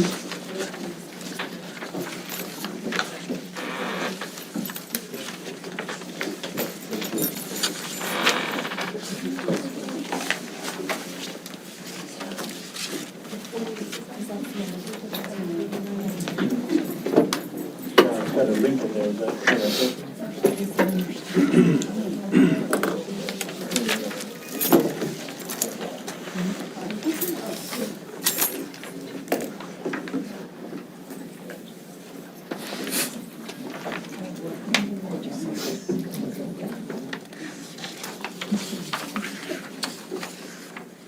Okay, well, she's getting everything ready. This is a request, I believe, from the board about wanting to know our numbers and look at our master schedule for the Warpath Academy and high school in general. We're gonna pull it up for you real quick. Go ahead and use this one, and I'll add the link. Okay.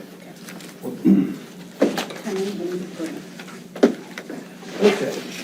So we're giving you a breakdown by students enrolled in the colleges that we do have MOUs with.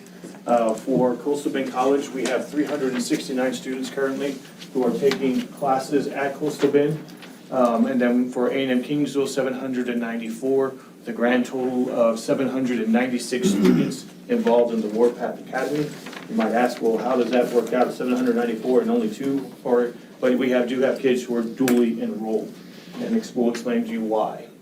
So from a GPA standpoint, we wanted to make sure that things were fair.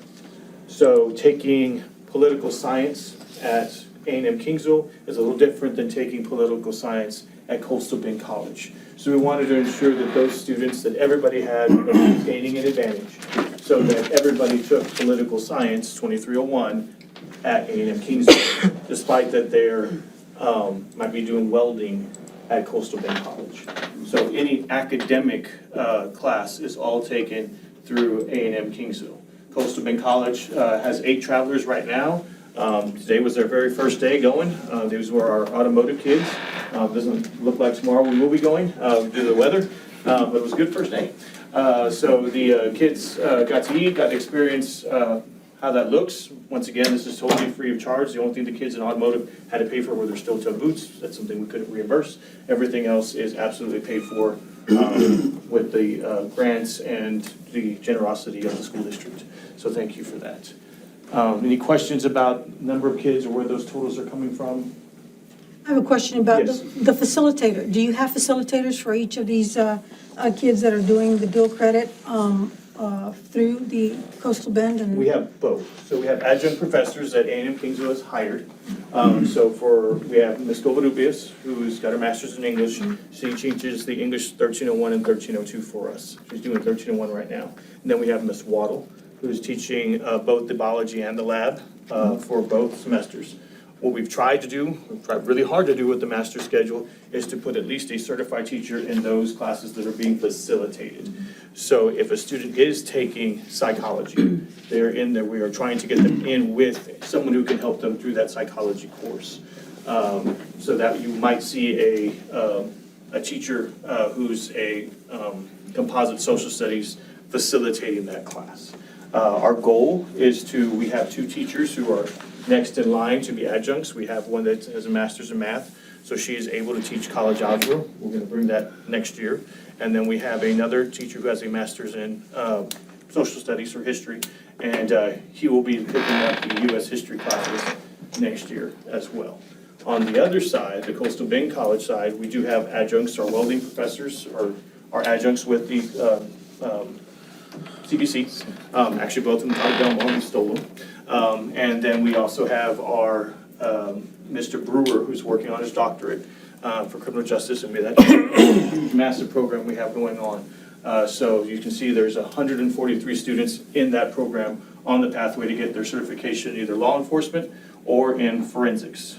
So the forensics is one of those that doesn't happen on campus. They'll eventually have to travel their senior year because there's some stuff that happens in that class that is just not appropriate for them. Like they have to go find this dead animal and take pictures and find out how it died. It's pretty cool. You're into that stuff. And then you've got engineering. You've got 181 students in our engineering program. That is through Coastal Bend College because they have a partnership with Del Mar. so they can actually get certified beforehand, and then all those transfers goes to A&M Kingsville. That's usually a group, that's that dually enrolled group. They're gonna be in some engineering classes with Coastal Bend College, but their academic coursework is gonna be through A&M Kingsville. David, can I ask you, I'm Yes. sorry to interrupt you. Yes. On the Coastal Bend College, the 8 travelers that we have, how many periods is that taking up? How much time is that taking up It's between taking up class all and? morning. So we've had to make a crazy master schedule to accommodate those two. We also have 2 that travel to, they already are on that advanced law enforcement. They go to Alice to go get their training, but they only go once a week. So, but it eats up 4 or 5 periods to get there and back, but they also take 3 classes. But we've accommodated their schedule, and we've made it work because it's what's best for kids. So that's where we're at. We currently have 109 welders. That's been hard to balance. I'll be honest with you, we've had to move schedules around because we're above safety levels in some of those classes. So we've had to move kids and move them around and try and get us to a manageable number. But that's currently what we have. The cosmetology, we are building a lab right now. It is in the old ADC room. It is completely full, and we will need a new cosmetology lab pretty quickly.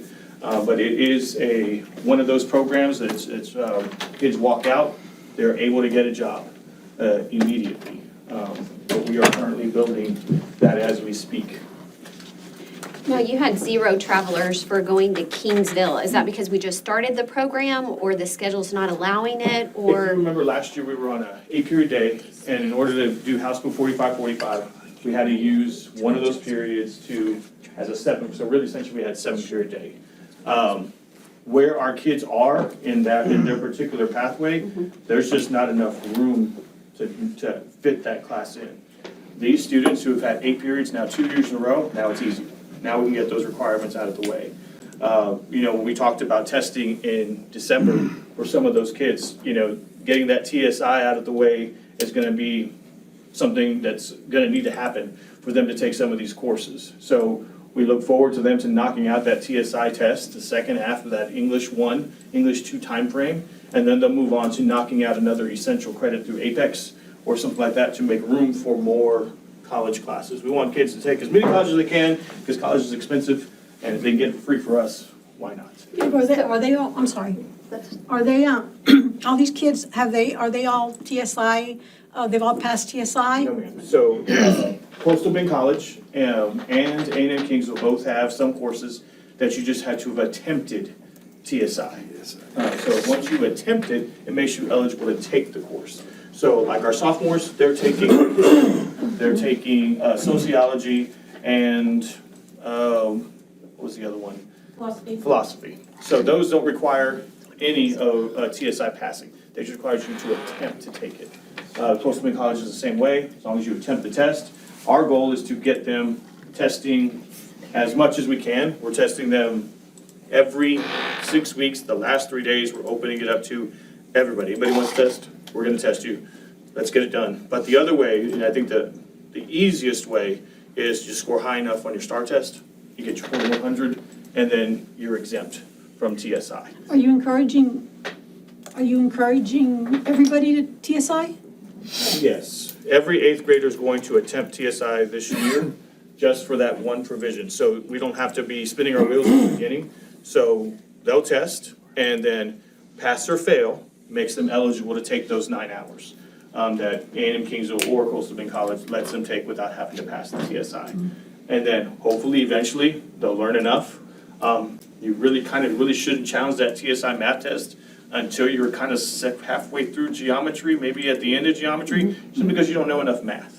I mean, it's not whether it matters, but we do have some freshmen who knock it out of the park. Same thing with, in the writing component of English 1 and English 2 doesn't necessarily match the writing component of TSI. They're 2 different types of things. So they kind of have to learn, for TSI purposes, this is the type of essay I need to write. It needs to have at least 500 words. It needs to, that type of thing that the TSI looks for that a STAR test just doesn't. So giving those kids the opportunity to sit through some instruction on how to do that, if they pass English 1, that's what they'll be doing. They'll have a really good opportunity, hopefully, to pass And, English 1 is really the one, or the English writing and reading for the TSIA 2 is the most important one, because that opens up the complete book of Aiden and Kingsville course. The only class that the math opens up is college algebra. And that most universities aren't taking anymore. They want you to take college algebra, their version of college math at their institution. So, but that's our goal, is to let kids have every opportunity to kind of pass on. These two links, I'm not sure if they're going to work. There. Okay. So this is the completement. It's kind of small. Every teacher broken down and how many kids they have in class. I didn't know if that was the that was what you requested. But you can see how each of those works and which period they have them and how many kids are in that course. Keep in mind, high school stacks a lot of courses. Like this is Anna Alanis. You see boys swimming, she only has 3, but that's her freshman group. Then you add her sophomores, her juniors, and seniors, and that's her class. And that's for one section. And then you have her, so like boys swimming 1, 2, 3, 4 are all together in one class. You have girls swimming 1, 2, 3, 4, they're all in one class. So it might seem small, but really, if you look at Mrs. Jones's art class, for instance, it says, oh, there's only 3 kids in sculpture. Well, that's because we have sculpture, painting, everything else going on once. It's an opportunity for us to, she's got 4 different preps in one class. So this is the complete list of every single teacher. So this is chemistry. You can see the seats used. Here is how many kids are in those. Like this class has got too much because there's hard cap in chemistry 24. So before this one, we had to move somebody out. You will see these classes of 2. These have an I, which means they're an inclusion section. It helps our students understand who the special ed students are in their particular group. So you'd have to add this 17 plus 2 is 19. That means there's 19 kids in that class. The kids never see that part, but it just lets the teacher, hey, you need to look for their IEP. There's one there. So we also want to make sure that we don't overload a certain section with or especially our inclusion teacher with like 7 or 8 special ed students. We want to keep the ratio down so that the teacher can actually help them. So that's how it helps us. This is every single teacher. It's a huge long list. Yeah, forever. There's 129 pages. But that's the gist of. I just want to see what your class counts were per Yes. teacher, and they're pretty good. I didn't want to see a teacher have a classroom of 30 some odd students, and which is that's a lot of kids for one teacher. Yeah, So especially these our numbers classrooms are real small. in high Yes, school. yes, Yeah. but I've seen that before, so Yes. this is good. A question I want to ask you about the master schedule, though. Since we don't have PLC anymore. Yes. I see these, there's no common planning period for teachers? There is? There's not. There's not. So how are they getting together to plan for being on the same page, in other words? So for those teachers who are in an EOC tested, you guys are very fortunate enough to afford them a stipend. So we require them to meet after school stipend to get on the same page. PLC for high schools is different. We have a lot of singleton teachers. Like for instance, our art teacher, she would meet with herself. You have a speech teacher, she would meet with herself. So those teachers have really worked together after school, especially our STAR tested, the ones that, usually we have to have those kids pass in order to graduate. They're able to meet because you pay them to meet. That's what the part of their stipend is to done. Now, as far as like the 2 chemistry teachers, do they get the opportunity to plan? Yeah, they plan because they're good teachers and they stay after school and they understand this isn't it's not Walmart. They don't get paid for an hourly. They get paid to do a job, and their job is to get teachers to pass, our kids to pass. So they are going to put in the work, and they do so consistently all the time. So it's something that we wrestled with at the beginning of the year, but when it came down to it, I need kids in classrooms. That loss of time on Wednesday didn't outweigh the results. I need them to learn more. I need them to have the opportunity to learn more. And then the law change, which stuck it in there, which was that every CTE class had to be at least 45 minutes, or we'd have to give back $2 million, and nobody wanted to do that. So that's where we were at with that. Yes, it's the. Well, that's what she was alluding to. So that's the master schedule. You'll see what each teacher does during their time frame. And some of them are unique to us, like you see 18 plus, what is that? Well, those are for our special ed students who are over the age of 18, they've already graduated, we have them for another 3 years, or 2 to 3 years, depending on what they wanted. Any questions? I had a question. There was an acronym used here, and I'm not sure what it is. Let me see if I can find, yes. AELS, what is that? Where's that? That's with Bennett. What's AELS? Adaptive Ed Life Skills. Okay. And then you'll see like a teacher's name, those are our inclusion pairs in which teachers during that time. I got that. Now, is Apex just being used for credit retrieval, or is that used for acceleration? Both. So we have, for the primary credit, the student has to go through the entire thing. There's no, whatever the program is, and that's for our kids who are trying to graduate early. We have 7 students who opted to graduate in 3 years instead of 4. So they are taking some of their primary credit to finish. The one that they really do, well, they have to get done is U.S. history.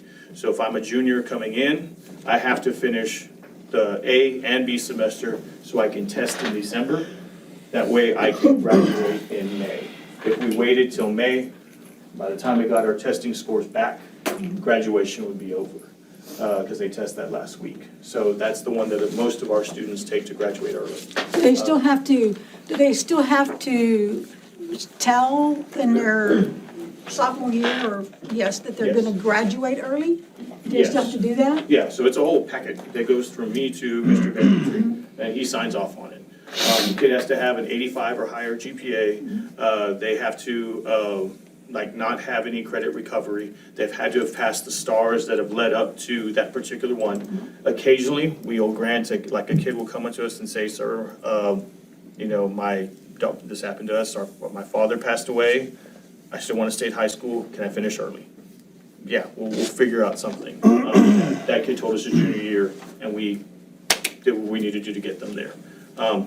For the most part, though, Apex is used for credit recovery, and there's a lot of kids in credit recovery. Those kids are working diligently with Coach Fig, who's trying to get them to get done. But I'd say every day we have probably 3 or 4 students who finish a course completion. So that's kind of where we want to be. But some of these kids have such high deficits that we're not able to succeed, and that's when they get the referral to ACC to get that accelerated there. Did you have a lot of failures that were needing to put several students in Apex? Yes. So these kids are still making up credits from COVID. So you still have that contingency of kids who are, didn't do well their freshman year, especially our seniors. So they still have deficits. And then you have those students who transferred in from other schools. Our passing rate probably is about 90%, 88%, somewhere around there when a kid sits in a class. We expect a failure rate of 10 to 12%. And so multiply that times 1,000 kids, that's where we're at. We're about 160 kids trying to make up Apex classes right now. What is the average completion for an Apex student for a course? Some students, the way Apex is set up is that in the very beginning, before they start a unit, and this is for credit recovery, they're able to take a test out. If they test out, they can move on to the next section.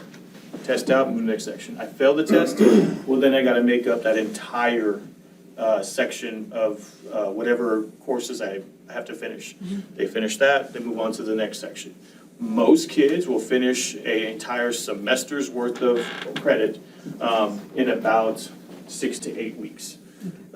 You do have those when we offer, for intercession, they spend 4 hours at a time hitting that one particular topic. And you will get some kids who will get like 80% done in an intercession and fill out the last 20 when they get back. Do you have any students that are doing Apex because of a lack of credit for attendance? No. So those students, we have our GCS paraprofessional comes in about an hour and a half late every day to stay an hour and a half late with those kids. So those kids have the opportunity every day of the week to make up their time and their hours in GCS. And she requires them to do homework or whatever they might do during that time. So that's how they make up their time. But for Apex is only for credit recovery, not for primary credit because of attendance. So if a kid is in credit recovery, are they normally needing to recover more than one credit? Like, is it normally a whole lot that they're needing to We very recover? rarely have a kid who just has one. Okay, It's a kid who's got 6 or 7, same kid. I was just trying to look at the whole big picture. And we work with them for about a year and then give Ms. McLaren a call and say, hey, this kid's just not making it, they're not gonna graduate on time. Can you take him at ACC? We do the referral packet, sends them over there, he accepts them, and then we go from there. Are they ready to go into a regular class after they finish they complete their Apex? So let's say, for instance, I have a kid who's needing just one section. Then they'll go to Apex for primary credit because they've already used 9 weeks worth of instruction somewhere else. So whatever we look at their course plan, say, hey, this one's coming up next, you can take environmental systems and then catch up the second semester. So we're gonna get that grade through primary credit through Apex. The curriculum does both.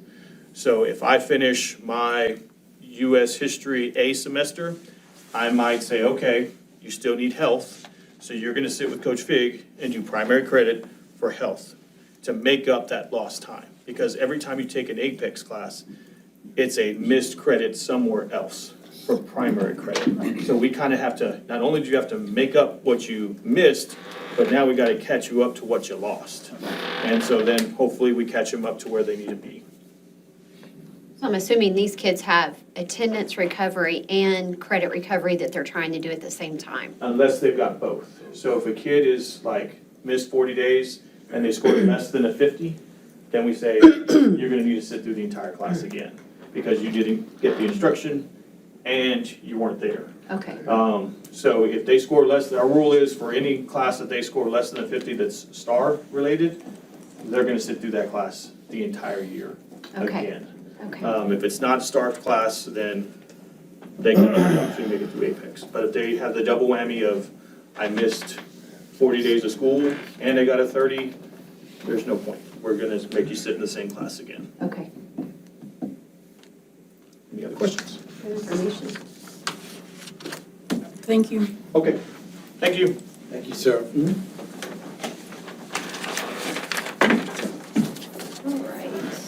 Moving on to number 6, consideration and possible approval of an order calling a bond election to be held by the Tolosa Midway Independent School District on November 7th, 2023. Madam President, members of the board, the state of Texas has given us a little less than 4 hours to call a bond election. Say that again? The state of Texas we're 4 hours away from missing the deadline for calling a bond election. It's the last day that you can legally call a bond election.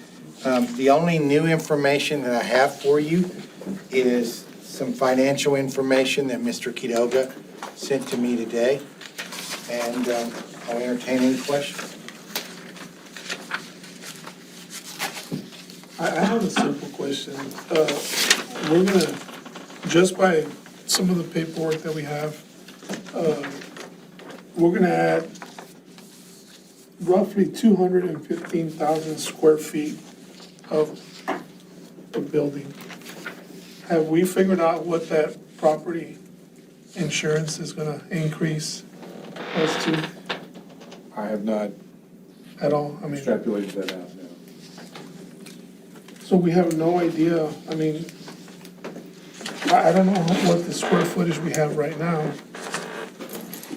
but in prior meetings, we had talked about, and I guess this really popped in my head because of what's going on in the Gulf, that at one point, I mean, I would imagine that 215,000 square feet would really increase our insurance premiums.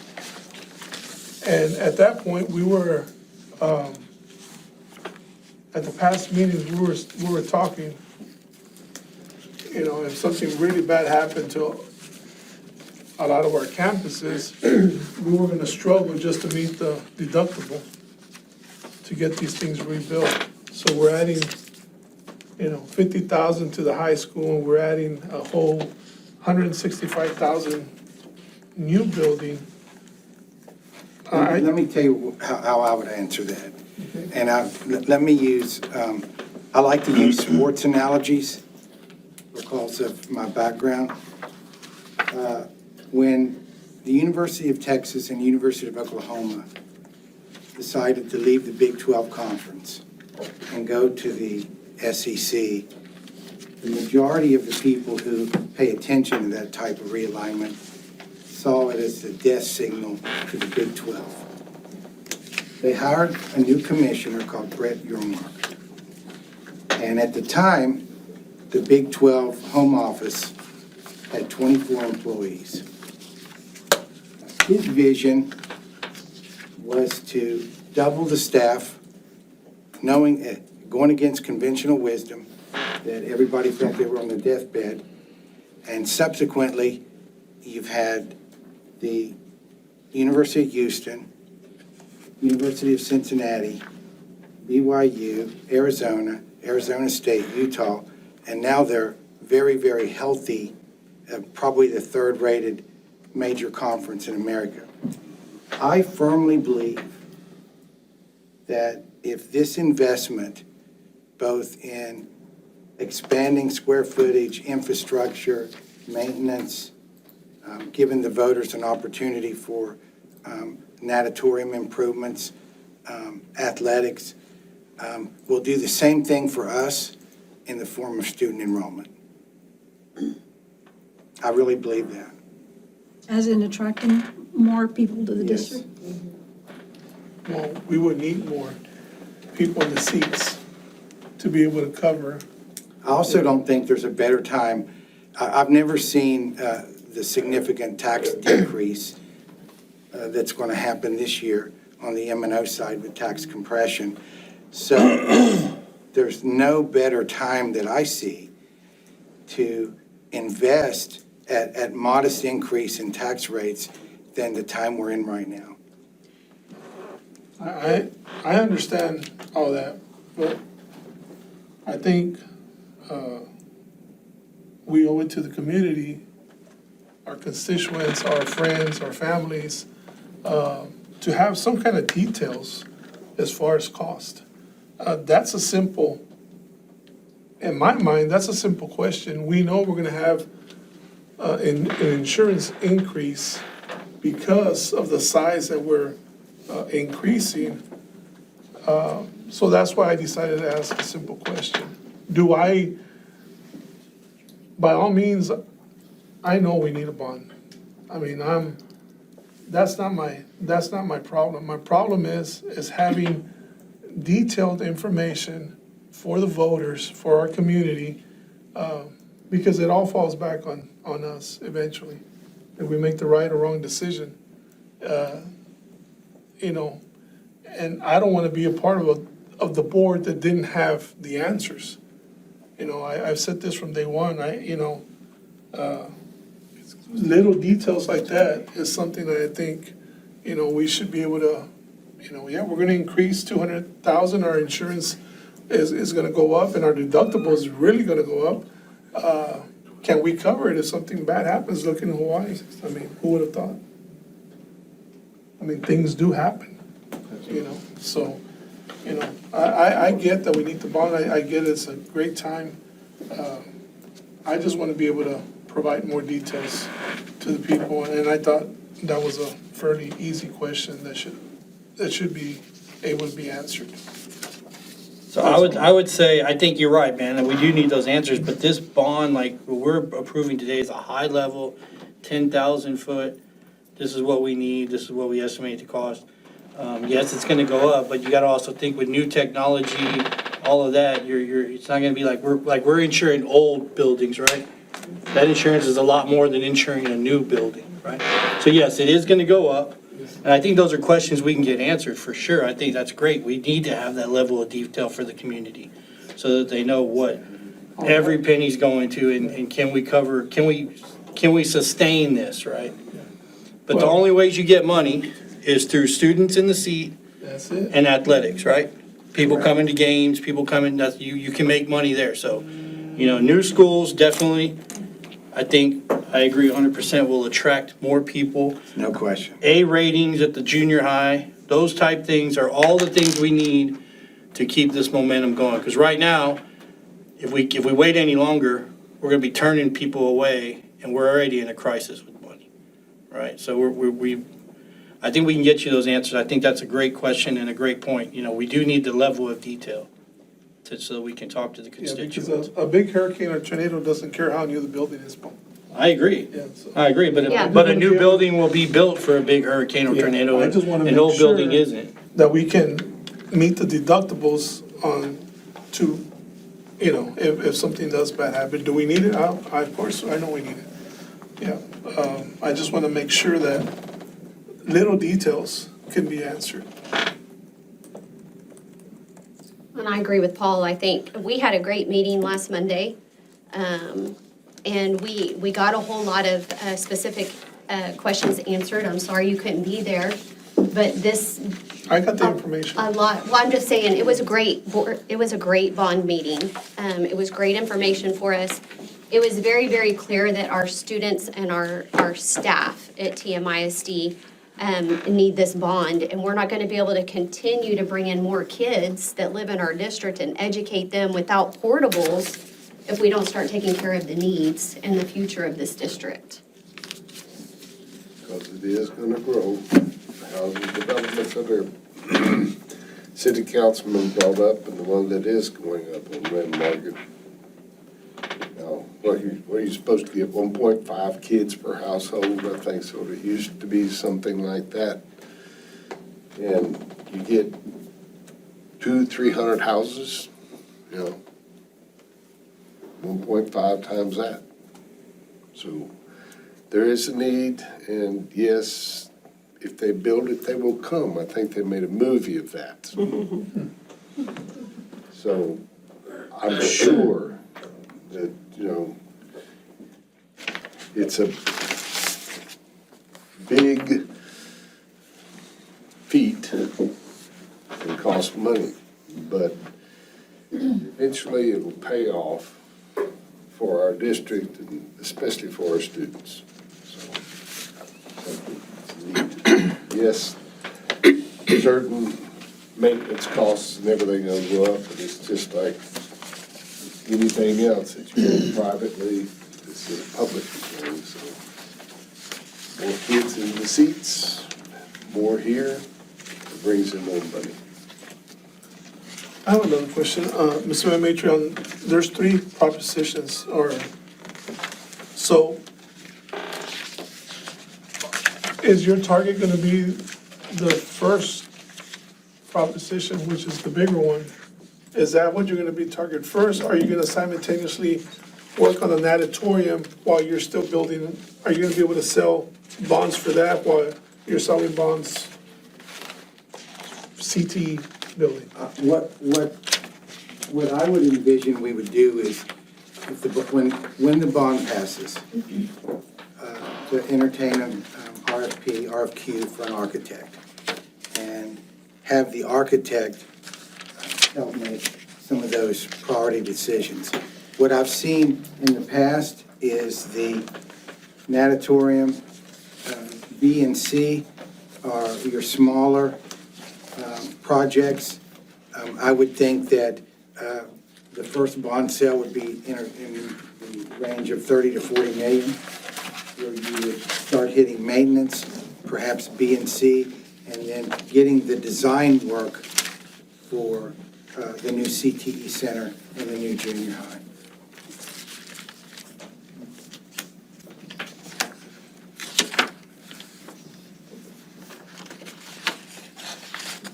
Any other questions or comments?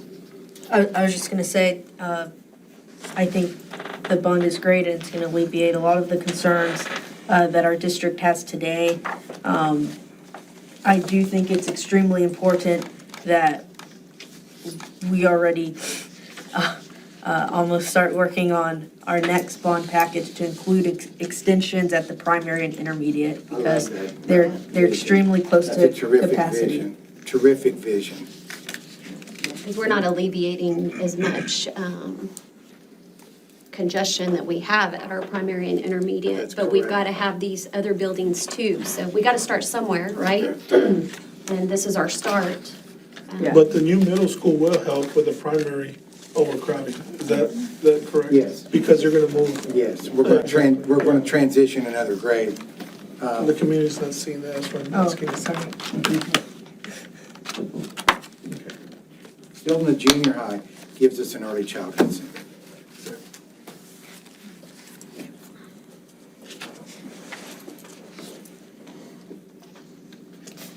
Any other questions? Comments?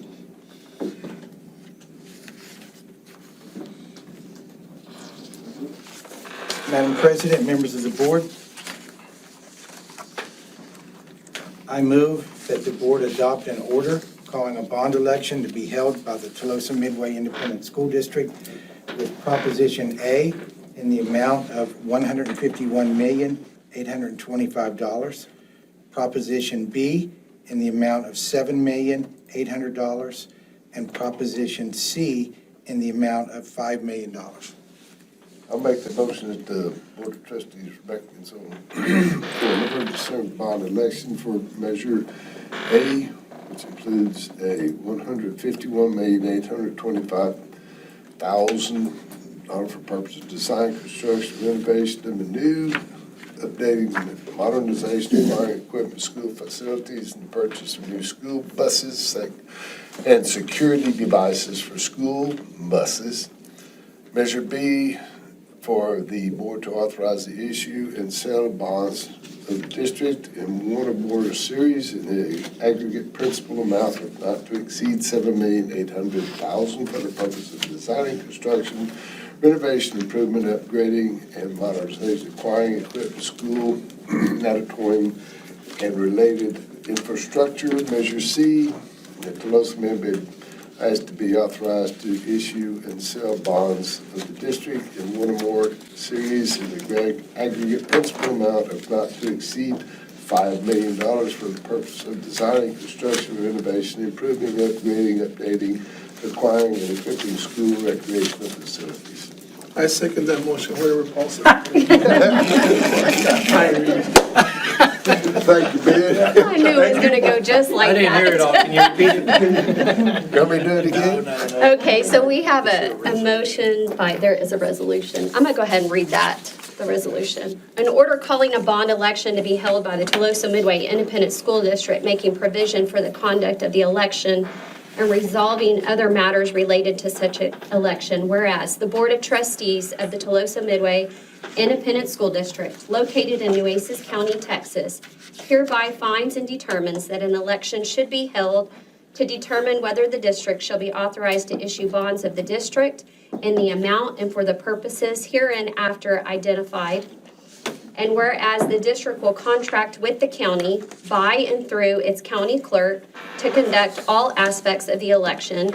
And whereas the election will be held jointly with other political subdivisions as provided pursuant to an election services agreement and/or a joint election or similar agreement between or among the district and any participants entered into according to the Texas Election Code as amended. And whereas the board hereby finds and determines that the necessity to construct various capital improvements within the district dictates that it is in the public's interest to call and hold the election at the earliest possible date to authorize the issuance of bonds for the purposes hereinafter identified. And whereas the board hereby finds and determines that the anticipated capital improvements identified in Measure A and corresponding Proposition A may be submitted to the qualified voters of the district as a single measure and corresponding proposition pursuant to Section 45.003G of the Texas Education Code, because these capital improvements will be predominantly used for educational and administrative purposes, none of which are the type of facilities described in Section 45.003G 1 through 6.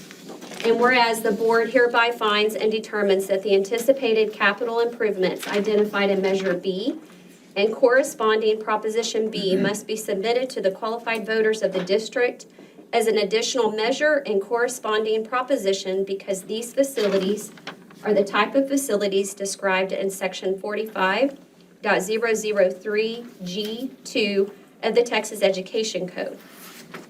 And whereas the board hereby finds and determines that the anticipated capital improvements identified in Measure C and corresponding Proposition C must be submitted to the qualified voters of the district as an additional measure and corresponding proposition because these facilities are type of facilities described in section 45.003G3 of the Texas Education Code.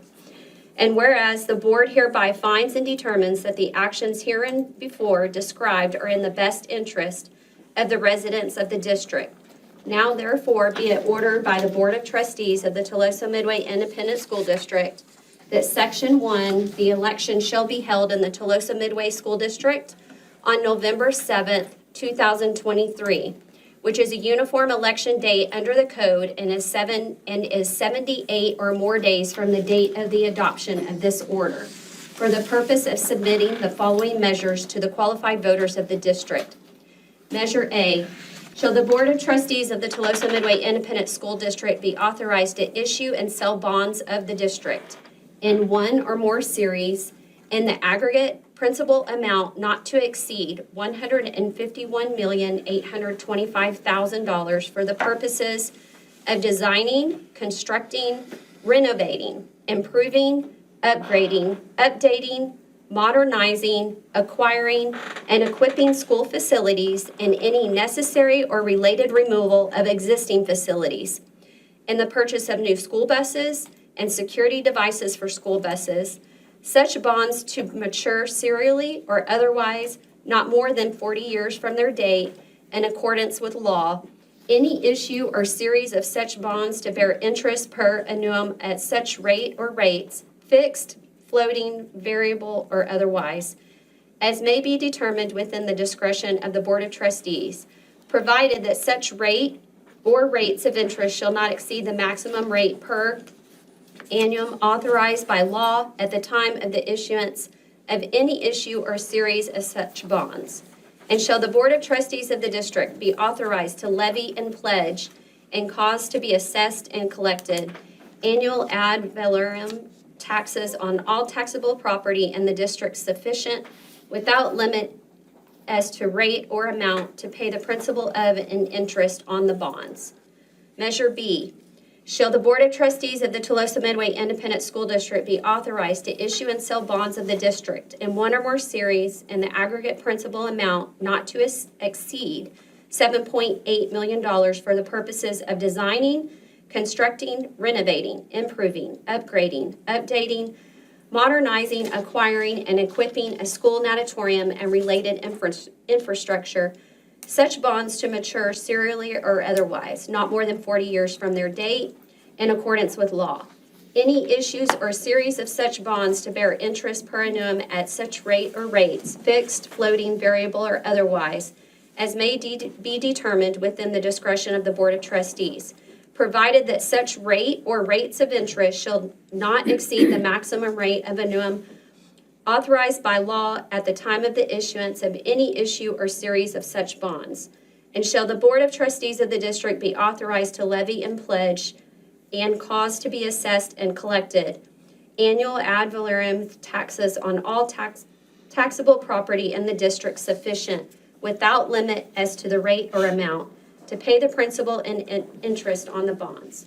Measure C, shall the Board of Trustees of the Tolosa Midway Independent School District be authorized to issue and sell bonds of the district in one or more series in the aggregate principal amount not to exceed $5 million for the purpose of designing, constructing, renovating, improving, upgrading, updating, acquiring, and equipping school recreational facilities, such bonds to mature serially or otherwise, not more than 40 years from their date, in accordance with law.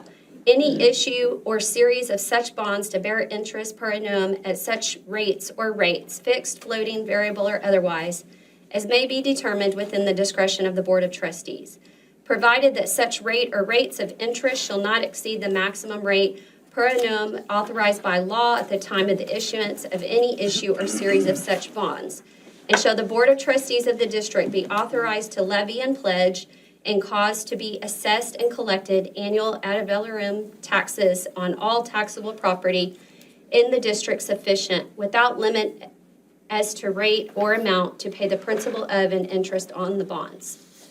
Section 2, one or more district election precincts are hereby established for the purpose of holding the election, and one or more polling places are hereby designated for holding the election in the district election precincts as identified in Exhibit B to this order, which is incorporated herein by reference for all purposes. In compliance with the code, the county clerk will appoint presiding judges, alternate presiding judges, election clerks, and all other election officials for the election. The district superintendent of schools, the president of the board of trustees, or their designees can correct, modify, or change the exhibits to this order based upon the final locations and times agreed upon the district, the county clerk, and the participants, if any, and as applicable to the extent permitted by applicable law. A, to the extent required by the code or other applicable law, the appointment of election officials at polling locations must include a person fluent in the Spanish language. B, on election day, the polls shall be open as designated on Exhibit B. C, the early voting locations, dates, and hours are designated in Exhibit A to this order, which is incorporated herein by reference for all purposes. The individual named as the early voting clerk as designated in Exhibit A is hereby appointed as the early voting clerk to conduct such early voting in the election. The early voting clerk shall appoint the deputy early voting clerks. D, the county clerk is authorized to establish an early voting ballot board and to designate the presiding judge of the early voting ballot board. The presiding judge of the early ballot board shall appoint 2 or more additional members to constitute the early voting ballot board members, and if needed, the signature verification committee members required to efficiently process the early voting ballots.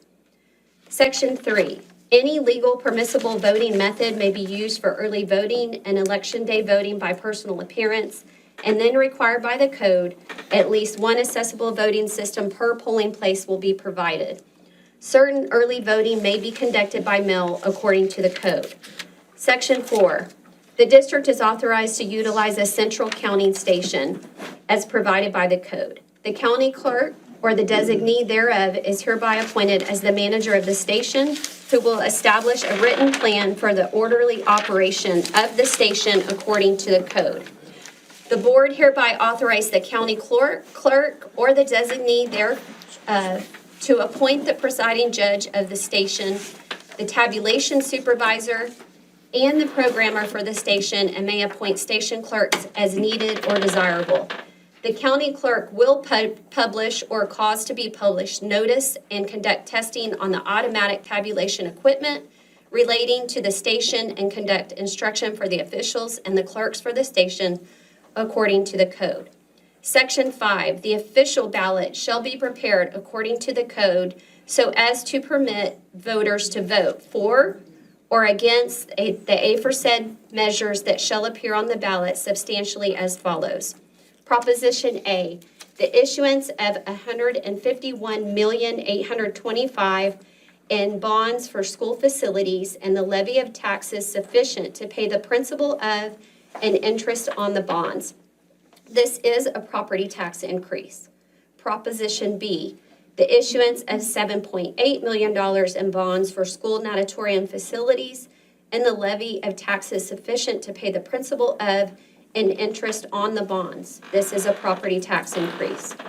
Proposition C, the issuance of $5 million in bonds for school recreation facilities and the levy of taxes sufficient to pay the principal of and interest on the bonds. This is a property tax increase. Section 6, all resident qualified voters of the district shall be permitted to vote at the election and on election day. Such voters shall vote at the designated polling places. The election shall be held and conducted according to the code and other applicable law.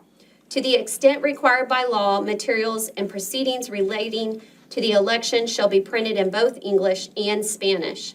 Section 7, Notice of election, including a Spanish translation thereof, shall be published at least one time in a newspaper of general circulation in the district, with such publication occurring not more than 30 days and not less than 10 days before Election Day.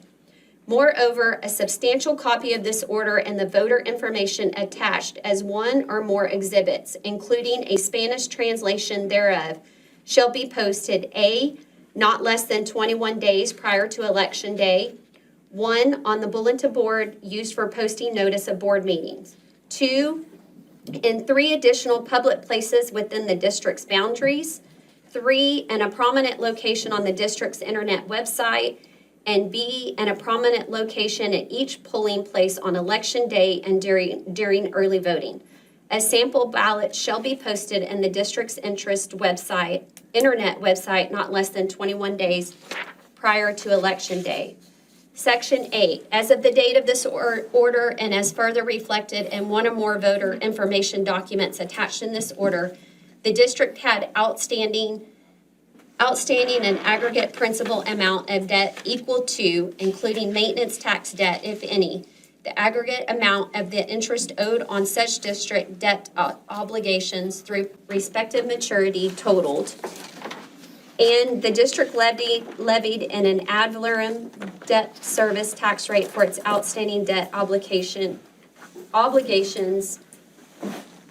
per $100 of taxable assessed valuation. Based on the bond market conditions on the date of the board's adoption of this order, the maximum interest rate for any series of bonds authorized at the election is expressed as a net effect interest rate applicable to any such series of bonds.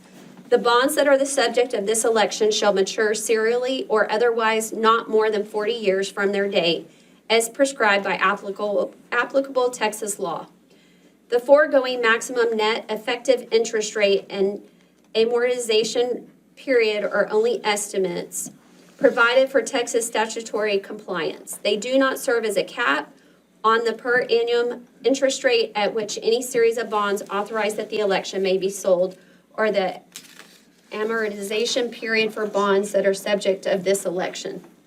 Section 9, the board authorized the district's president of the Board of Trustees, the superintendents of schools, or their designees to negotiate and enter into one or more joint election agreements, election services contracts, and or similar contracts or agreements with the county, acting by and through the county clerk and any participants if desired, or if required to comply with applicable law, as permitted and in accordance with the code.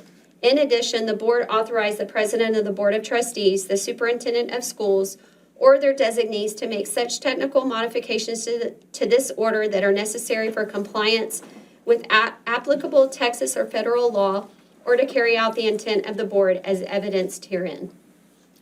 Section 10, the recitals contained in the preamble hereof are hereby found to be true, and such recitals are hereby made a part of this order for all purposes and are adopted as part of the judgment and findings of the board. Section 11, all orders and resolutions or parts thereof which are in conflict or inconsistent with any provision of this order are hereby repealed to the extent of such conflict, and the provisions of this order shall be and remain controlling as to the matters ordered herein. Section 12. This order shall be construed and enforced in accordance with the laws of the state of Texas and the United States of America. Section 13, it is officially found, determined, and declared that the meeting in which this order is adopted was open to the public, and public notice of the time, place, and subject matter of the public business to be considered at such meeting, including this order, was given. All is required by Chapter 551 as amended Texas Government Code.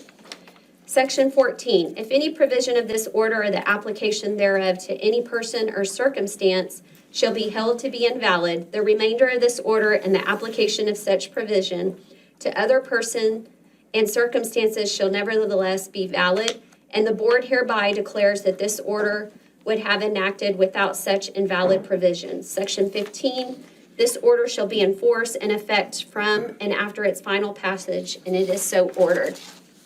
Passed and approved on August 21st, 2023. We do have a motion. Yeah, she deserves it. Well, I'm trying to meet our deadline. No, just kidding.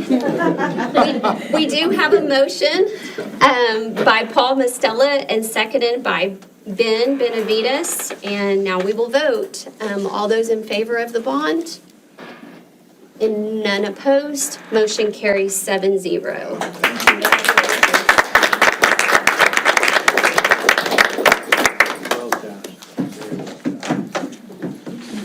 Okay, moving on to number 6, consideration and 7, sorry.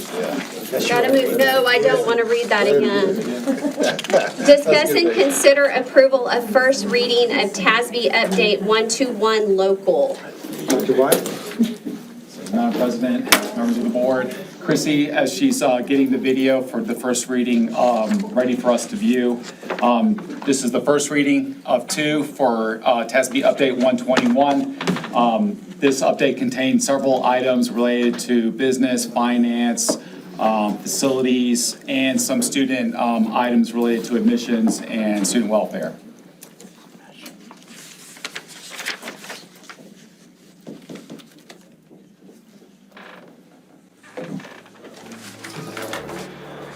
Hello and welcome to a brief overview of the local policy recommendations included in Update 121 presented by TASB Policy Service. While not covered in this overview, many of the legal policies included in this update were affected by legislative and regulatory changes. The local policy changes offered for board consideration in this update were prompted primarily by changes to the Texas Administrative Code and federal regulations, as well as new guidance from the Governmental Accounting Standards Board. In addition, the series of local policies addressing school safety personnel has been rearranged to better align with the associated legal policy codes. You should always review your district's customized update materials for specific policy recommendations. Please remember that legal policies provide the legal framework for key areas of district operations. They are not adopted by the board. After the board acts on the local policies in Update 121, don't forget to log into Policy Online to notify us of the board's action. This online application makes it easy to keep track of updates and notify us when the board takes action on policies in an update. If your district has a CCGB local, a note has been added to the beginning of the policy to indicate that the Texas Economic Development Act expired on December 31st, 2022. Limitations on appraised value approved before the expiration date continue in effect. Most districts have a policy CFB local that establishes a threshold or dollar amount for the capitalization of individual assets. Often, a district will purchase an individual item that does not exceed that threshold, yet the cost of a group of those items could be significant. Based on recent guidance from the Governmental Accounting Standards Board, or GASB, a new provision is included for consideration. The new text delegates responsibility to an employee to determine the capitalization threshold for a group of assets when the individual item cost is below the capitalization threshold currently in the policy. If your policy manual does not include CFB local and you would like to include the policy in your manual, please contact your policy consultant. If you reviewed the CKE series table of contents in the past, you would find that CKEA addresses commissioned peace officers, CKEB addresses school marshals, and CKEC addresses school resource officers. A new policy code, CKED, has been created to address other security arrangements. The recommended relocation of some local policies at CKE is intended to better align the district's local policy with the associated legal policy. In addition, if your district has its own police force with commissioned police officers, the district is required to offer mental health leave and quarantine leave. This information would be included in DEC Local. If those provisions are missing, text will be offered at DEC Local for the board's consideration. Please carefully review the recommendations in these codes and any corresponding explanatory notes. If additional revisions are necessary, please contact your policy consultant. The revisions to CLB Local are prompted by amendments to the Texas Department of Agriculture rules regarding integrated pest management. The new rules add residential property to the district buildings and grounds that are subject to integrated pest management requirements. It is Policy Services' understanding from TDA that the inclusion of residential property is intended to apply only to district-owned residential property used primarily as student housing. In October 2022, Policy Service emailed a survey to district policy contacts to gather information regarding the district's child nutrition program and practices. Many districts responded to the survey, and some received policy drafts based on the responses. For districts that received drafts but have not notified Policy Service of adoption, we've included the revisions in this update for your consideration. If further revisions are necessary, please contact your policy consultant. Since BJA Local authorizes the superintendent to delegate responsibilities to other district employees as permitted by law, it is not necessary to include a reference to the superintendent's designee in policies CVA Local and CVB Local. Similar recommendations have been made in previous updates to other local policies.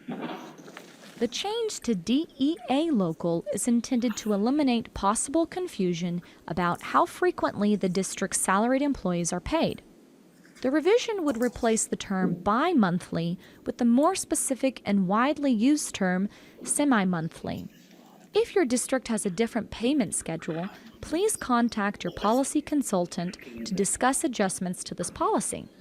The remaining revisions offered for consideration remove the reference to the superintendent's designee and are intended to clarify current provisions and better align the text with policy style. The changes to Policy FD Local provide greater flexibility to a district regarding proof of residency requirements. The proposed revision would remove any specific requirements from policy and instead refer to administrative regulations. Other policy changes are recommended to the transition assistance provision. The revisions reflect the repeal and replacement of a Texas Administrative Code rule that addresses the awarding of credit to a student who is homeless or in substitute or foster care. The new rule requires the district to adopt a policy to ensure credit has been awarded appropriately prior to the student's enrollment in the district. The revisions to FFI Local are recommended to address the minimum standards for bullying prevention released by the Texas Education Agency in late January 2023. The minimum standards require policy provisions on reporting and monitoring bullying incidents. Please note that the existing policy language addresses students and staff reporting bullying incidents. That covers the local policies in Update 121. We hope you find this overview helpful. Should you have any questions or want further clarification, please feel free to contact your assigned policy consultant, and don't forget to notify us of board action on this update using Policy Online.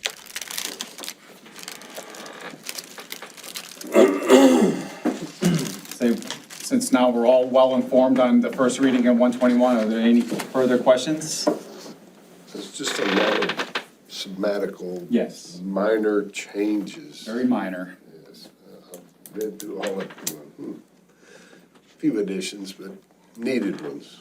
Yeah, I like the periodic monitoring of the bullying reports. I like that. Mm-hmm. And that's one that's already currently built into our handbook, so we were kind of already ahead of that. So it's nice to know that what we're doing is starting to also match what the state's expecting. Yes. Very good. Stay ahead of the game, right? Can we get a copy of what our bullying procedures are today? Sure.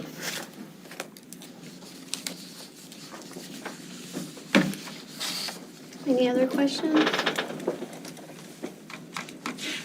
This was just the first reading.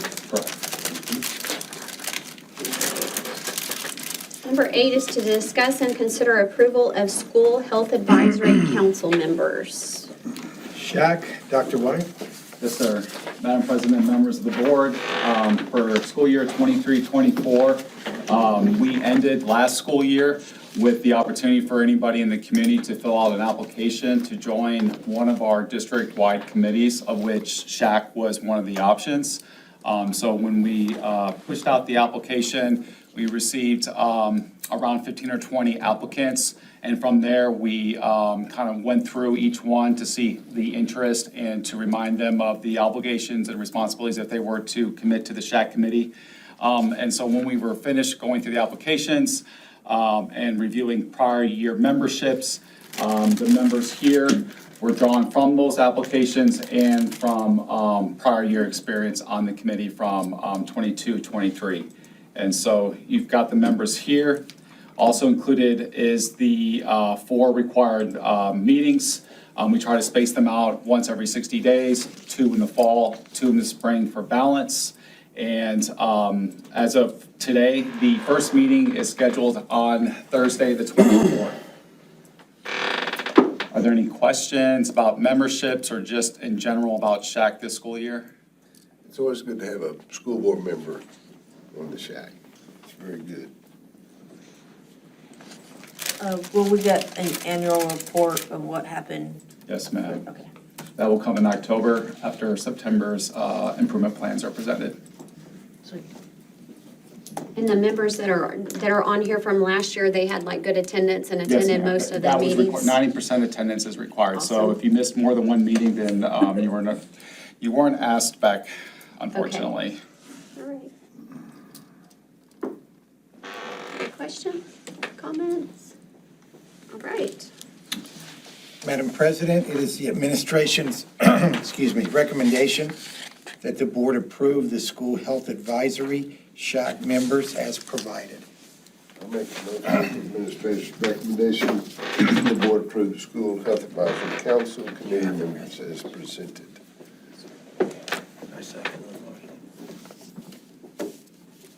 All right, we have a motion made by Paul Mastella and a second by Paul Arriaga for the board to approve the school advisory SHAC members as provided. All those in favor? None opposed, motion carries 7-0. All right, number 9, public notice, federal grants applications. This is a report only. Dr. White? Yes, sir. Madam President, members of the board, each school year, we bring forward to you all, just as a public notice, the federal grant applications for which we apply every school year. The big 3 are the ESSA, which are the titles, Title I, Title II, and Title IV. We also do the Special Education Consolidated application, which is IDEA. And then we have the CTE Perkins Grant, which helps us with our career and technology. We apply for that one as well.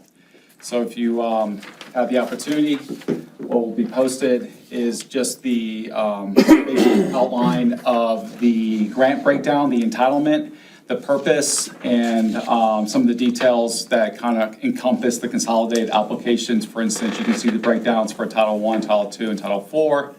For special education consolidated application, IDEA B formula and IDEA B preschool. Again, CTE Perkins Grant is there as well.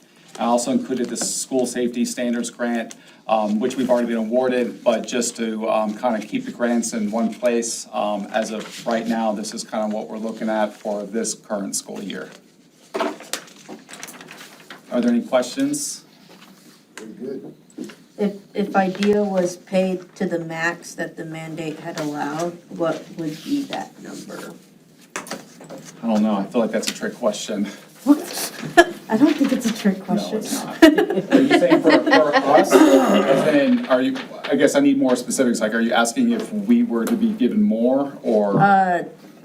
It's underfunded nationally, so I was just wondering how much is the school covering that the government is not? Oh, well, that's part of the tricky question there, because when you say it's unfunded, it's either because the district that you're referring to didn't quite set their budget according to how the state was allotting them their share. So you kind of want to look at perhaps on a per pupil allotment basis so that you don't over budget or under budget according to what you're receiving. Because if not, then like you said, you'd have to make up the difference on the local side. We receive enough share allotment wise to where that's not a problem for us. We're well funded in that regard.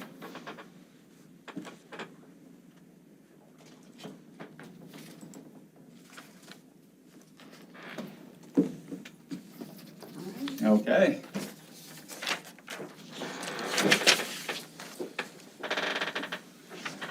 Number 10, discuss and consider resolution for extracurricular status of the 4-H organization. Dr. White? Madam President, members of the board, as you are most familiar, this is a routine, customary bringing to you all for the resolutions regarding the extracurricular status of the 4-H organizations. The first of two, this one is approving the resolutions which allow the district administration to count students that participate in 4-H for ADA purposes, similar to how we would count students for ADA that are part of FFA. And so we're just bringing this forward like we do each school year for you all to get a quick review and just to grant that approval so that we can count those students for ADA purposes. Are there any questions? Well, I guess Johnson Manelo's not here, so I guess. So, still, we don't have a 4-H club at Tolosa Midway. Not per se, since it's technically would go to the FFA. Yes, so my question still remains, do other kids that have other, like tournaments, World Series, why can't we have a general resolution or policy for kids? Why only the 4-H club? That's my whole problem with it. Because, of course, they're gonna come back and say, look at, this video because Ben voted against it. And it's not the problem. The problem is, why don't we have a general policy for kids that wanna do, because it's not just 4-H people that, we have baseball here, but we have Little League baseball. We have football here, we have Little League football. All these people participate in different events, but do they also get the ADA status for their events? That's been my whole problem. I don't know if we have the discretion, because it's not an educational need as determined by the attendance accounting rules, but I will check into that, because at lunch today, I was watching the Little League World Series. And I made a comment to Philip, I wonder how much school those youngsters are missing. And I think Philip No, said. that's not what you thought. You thought the ADA. How much was You're right. You caught me on that one, Ben. But Philip made a point, where I'm from, and most places in the United States, I don't think they start school Exactly. till after Labor Day. Yeah, so my son went through it last year with the Junior League World Series. He missed, there was even talks, this is no lie, there was kids that moved to Cal Allen in previous years. And then So you they transfer didn't back. have to enroll. And actually stayed in Cal Allen, very good baseball players that would have helped us, but anyways. I'll So- make a note to check on that to see if there is discretion. Because I want to make it crystal clear, I'm not against, because it'll be in the campaign thing, I'm not against kids getting their ADA status, but I don't think it's fair that a certain amount of kids have that privilege versus other kids. That's all I'm saying. I would like to see a generalized policy that whether it's a 4-H club, and to me, there is some sort of educational benefit for sports. Check on that specifically. Absolutely. And I think the only details I can add that Mr. Van Matert hasn't is just the fact that with this resolution coming from the county, which also then, as you will see after approving this, you'll get a chance to read the faculty adjunct agreements. Kind of really shores it up from the standpoint that this is educationally based. There are MOUs in place that validate those educational reasons. And so that might be a bit of a difference from just us as a district discretionary saying that we would like to apply this to all of our other organizations or organizations that are outside of the kind of 4-H agreement here. So that's really where I could see the difference being that this is bound by an MOU where we've got adjunct faculty that are sponsoring these types of events. So it looks very similar to how dual credit looks.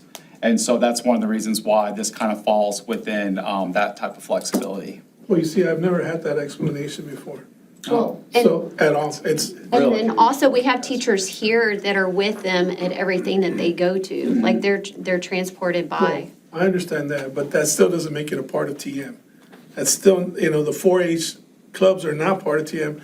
But, Denise Villalobos, when she was first running and stuff, we had discussion, and I thought that idea was extremely good. She hasn't brought it up ever since, but I'm gonna poke your brain there, was to have like teachers have sick leave for the kids to have, 5 days a year to be able to participate and still have some sort of, I don't know what it would take to do that, but for the kids to have some sick leave to where they could participate in outdoor event or out-of-district events. It's interesting you say that, just because the state has gone to greater flexibilities by providing an additional day for students to take for college and career. Correct. Kind of awareness days where, in the days past where they would go to a college, now they're encouraging even career day where that would count the same as if they were going to a university for the day.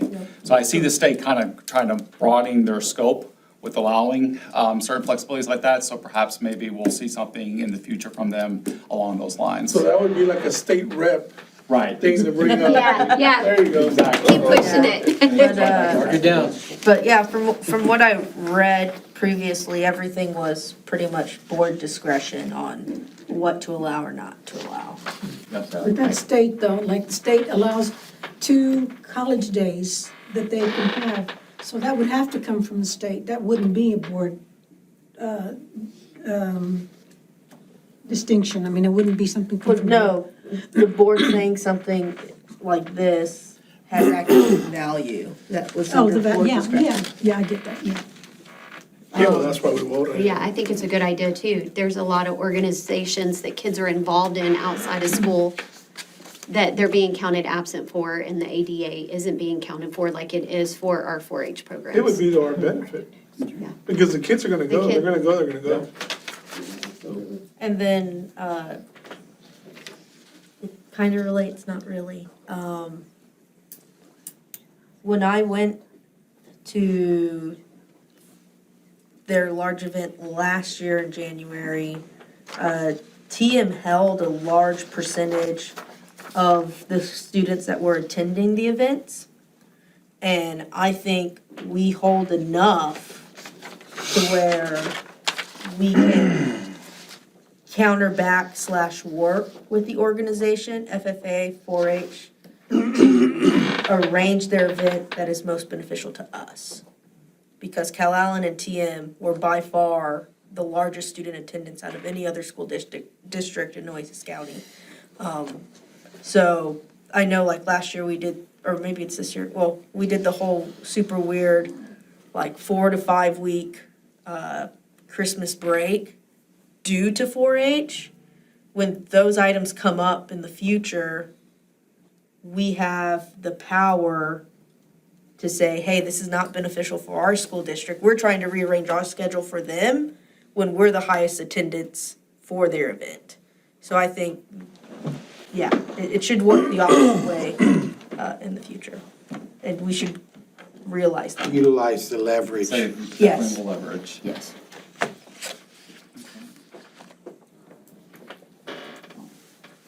Any other questions? That's it. The administration recommends the Board of Trustees approve the attached resolution from Nueces County and Sampat County regarding the extracurricular status of 4-H organizations. All right, we have a resolution. Be it hereby resolved that upon this date, the duly elected Board of Trustees of the Tolosa Midway Independent School District, meeting in public with a quorum present and certified, did adopt this resolution that recognizes the Nueces County, Texas 4-H organization as approved for recognition and eligible for extracurricular status consideration. Make a motion or I know, I was gonna stop when I got to the end of the paragraph so that we could do that, and then that's the proper way to do it anyway. County Texas 4-H organization is approved for recognition and eligible for extracurricular status consideration under 19 Texas Administrative Code, Chapter 76.1 pertaining to extracurricular activities. Participation by 4-H members under provisions of this resolution are subject to all rules and regulations set forth under the 19 Texas Administrative Code as interpreted by this board and designated officials of this school district. Texas A&M AgriLife Extension will request academic eligibility for all 4-H competitive activities, regardless if a school absence is or is not required, and for non-competitive purposes when an absence is required. Do we have a motion? I'll make that motion. I'll second it. So we have a motion made by Ben and a second by Paul Mistella. We'll take a vote. All those in favor? None opposed. Motion carries 7-0. Approved this 21st day of August 2023.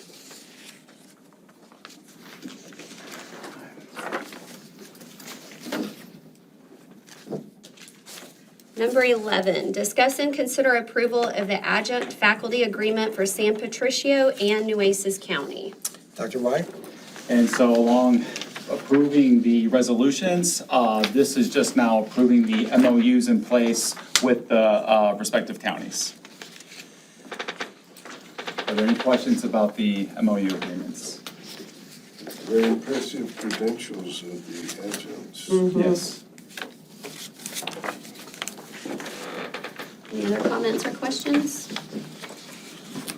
Resolution extracurricular status of 4-H organization. Be it hereby resolved that upon this date, the duly elected Board of Trustees of the Tolosa Midway Independent School District, meeting in public with a quorum, present and certified, did adopt this resolution that recognizes San Patricio County, Texas 4-H organization as approved for recognition and eligible for extracurricular status consideration under 19 Texas Administrative Code, Chapter 76.1 pertaining to extracurricular activities. Participation by 4-H members under provisions of this resolution are subject to all rules and regulations set forth under the 19 Texas Administrative Code as interpreted by the board and designated officials of this school district. Texas A&M AgriLife Extension will request academic eligibility for all 4-H competitive activities, regardless if a school absence is or is not required, and for non-competitive purposes when an absence is required. Do I have a motion? I'll make the motion that the administrative recommendation Board of Trustees approve the adjunct facility agreement with Nueces County and San Patricio County. I'll second that. We have a motion made by Paul and a second by Kim. All those in favor? None opposed. Motion carries 7-0. This resolution is approved this 21st day of August 2023.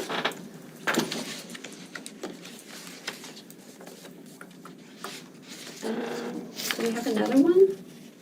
They're together. They're both together. One's for each county, Oh, okay, but they're the same language. okay.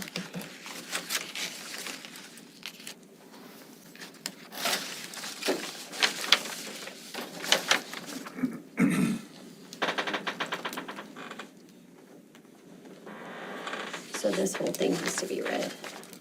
The adjunct faculty agreement? I don't think so. It's not a resolution, it's an No. agreement. It's Okay, just so like any just- other Yes. agreement. So it just needs to Signed. be signed on the 21st day of August Yes. 2023. Correct. We're gonna save you some Some voice. Yeah. Let's see, Your voice. just goes together. I These know, are it could just be- all the adjunct stuff. Yes, it could be a little confusing. Yeah, that's okay. Okay, moving on to, Number 3 is Dr. Wine. Adult meal prices. discuss and consider approval of adult meal prices. Mr. Hernandez. Madam President, members of the board, it's that time of the year when we've got to adjust our adult meal prices. TDA, Texas Department of Agriculture, releases a template, and we just simply plug in the numbers. Just as a refresher, for the 2022-2023 school year, breakfast was set at $3 meal and lunch was at $4.50. In plugging our numbers into the template, the numbers for breakfast, it has to be a minimum of $3.10, and for breakfast, it's $4.72. Typically, we round that up, so we're requesting that the adult meal prices be set at $3.25 for breakfast and $5 for lunch. Still a pretty good deal. Still a good deal, and just in case you're wondering where that price, the extra few cents, like the what is it, what is it, 15 cents that goes, so it doesn't go to Sodexo, it goes into our general fund, which we can use. Of course, right now, we have an excessive fund balance that we're gonna work very hard to spend off this year. But in future years, that little difference goes in to help fund the account.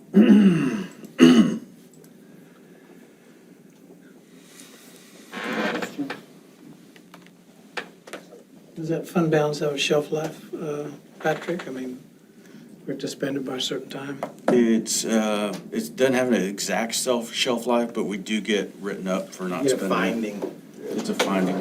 They don't take. They want you to spend it down in a year. Okay. It's really difficult. As long as you have a plan. Yeah. I noticed in the check register, we use quite a bit of it for equipment. All right, Madam President, the administration recommends that the board adopt the adult meal price of $3.25 for breakfast and $5 for lunch for the 2023-2024 school year. we have a motion. Leo makes the motion for the board to adopt the adult meal price of $3.25 for breakfast and $5 for lunch for the 2023-2024 school year. Do we have a second? I'll second. Go ahead. All right, we have a motion by Leo and a second by Janie. All those in favor? None opposed, motion carries 7-0. Number 13, discuss and consider the selection of board delegate and alternative for the TASB Delegate Assembly. So this is your discretion, who you want to represent you at the, I believe it's the October. September. September convention. You'll need a delegate and an alternate. How you choose that is your discretion. The September, what, the one in Dallas? Yes. Oh.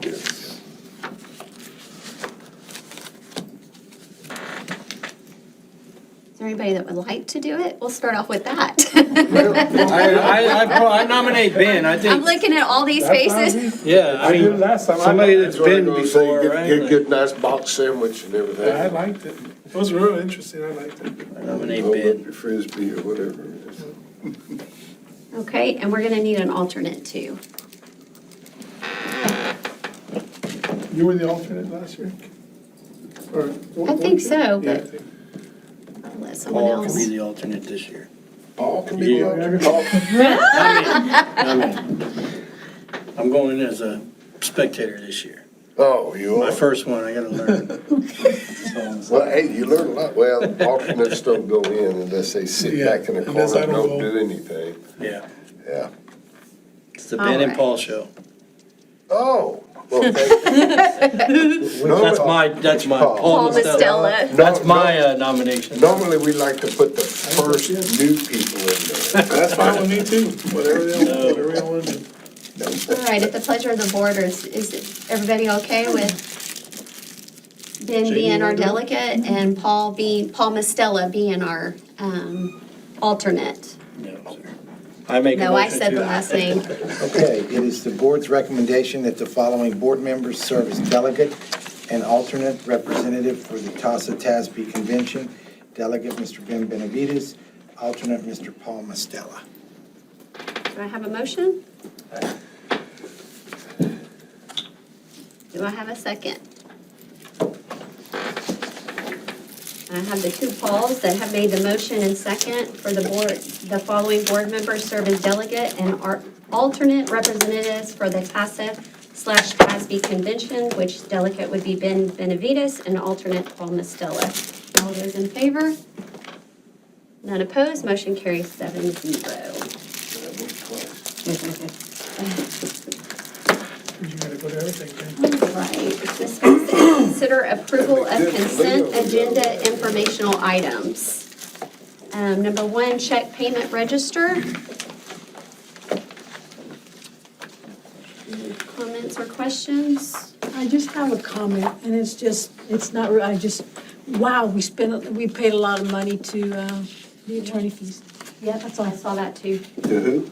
Attorneys. Yeah, we definitely gotta get better at that. Yeah, there's been a lot of legal issues.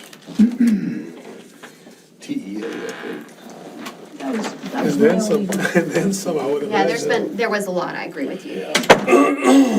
that was my only, that's the only thing. It wasn't anything, just a comment that, wow, that was a lot of attorney fees. Yeah. But like I said, there's been a lot of that money on equipment, right? Factory.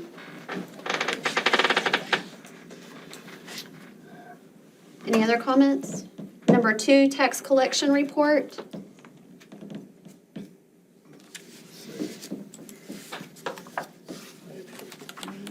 Number 3, enrollment report. That was good. Even better. 213 million. Heading in the right direction. That's right. Do we know, previously you said, like the primary loss, a lot of that account between this year and last year? Any idea? I have no idea. I thought sure by now. But no idea. Do we have a lot of, I'm sorry, do we have a lot of levers that and I know it's too early to track them, but do we have any idea of how many people pre-registered but have not come back? I don't, but I can. I'm just find curious that to data. see, I know a lot of people hold their kids till after Labor Day anyway, but, I just pre-registered and then you can show up. But it has come up by 55. Yeah, we still haven't moved Still the has. future. Yeah. Got to that, down to 125%. When is the realignment? February. It's February? And right now we're lower? Yes, by 3. Okay. No, at the high school, we're more. It only counts at the high school. Right, only counts at the high school. Yeah, no, we're not in any danger of being 5A. It's Okay, in February, but they take the snapshot as of October. okay. No, We're not in any danger of being 5, okay. Don't worry about it. We'll never catch up with GP Flower Bluff. I just want to know Cal, Never keep seen staying that. with us. They only have like 200 and something more students than us. Number 4, minutes for regular and special called meetings.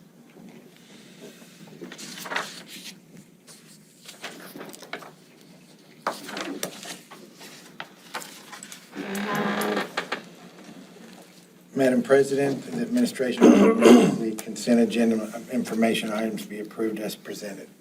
Do I have a motion? I'll make that motion. Do I have a second? I'll second. I have a motion made by Ben and second by Liam to approve the consent agenda informational items. All those in favor? None opposed. Motion carries 7-0. Closed session. The board will convene in closed meeting as authorized by the Texas Open Meetings Act to discuss items allowed by the Texas Government Code, Chapter 551.071-076, .082, .0821, .083, .084. We're gonna take a break first, right? At the pleasure of the board, would y'all like to take a 10-minute break? Yes, I would. I would. I mean, if nobody else wants to, that's fine, but. No, I Okay. It is, are we taking 5-minute or 10-minute? 10? 5, let's do 5. Janie, let's do 5. I'll make it fast. We'll just do 10. 10 No, minutes. let's do 5. Let's do Okay. 5. Let's go. Okay, at 9:15, we're taking a 5-minute break. We'll convene in closed session at 9:20 PM.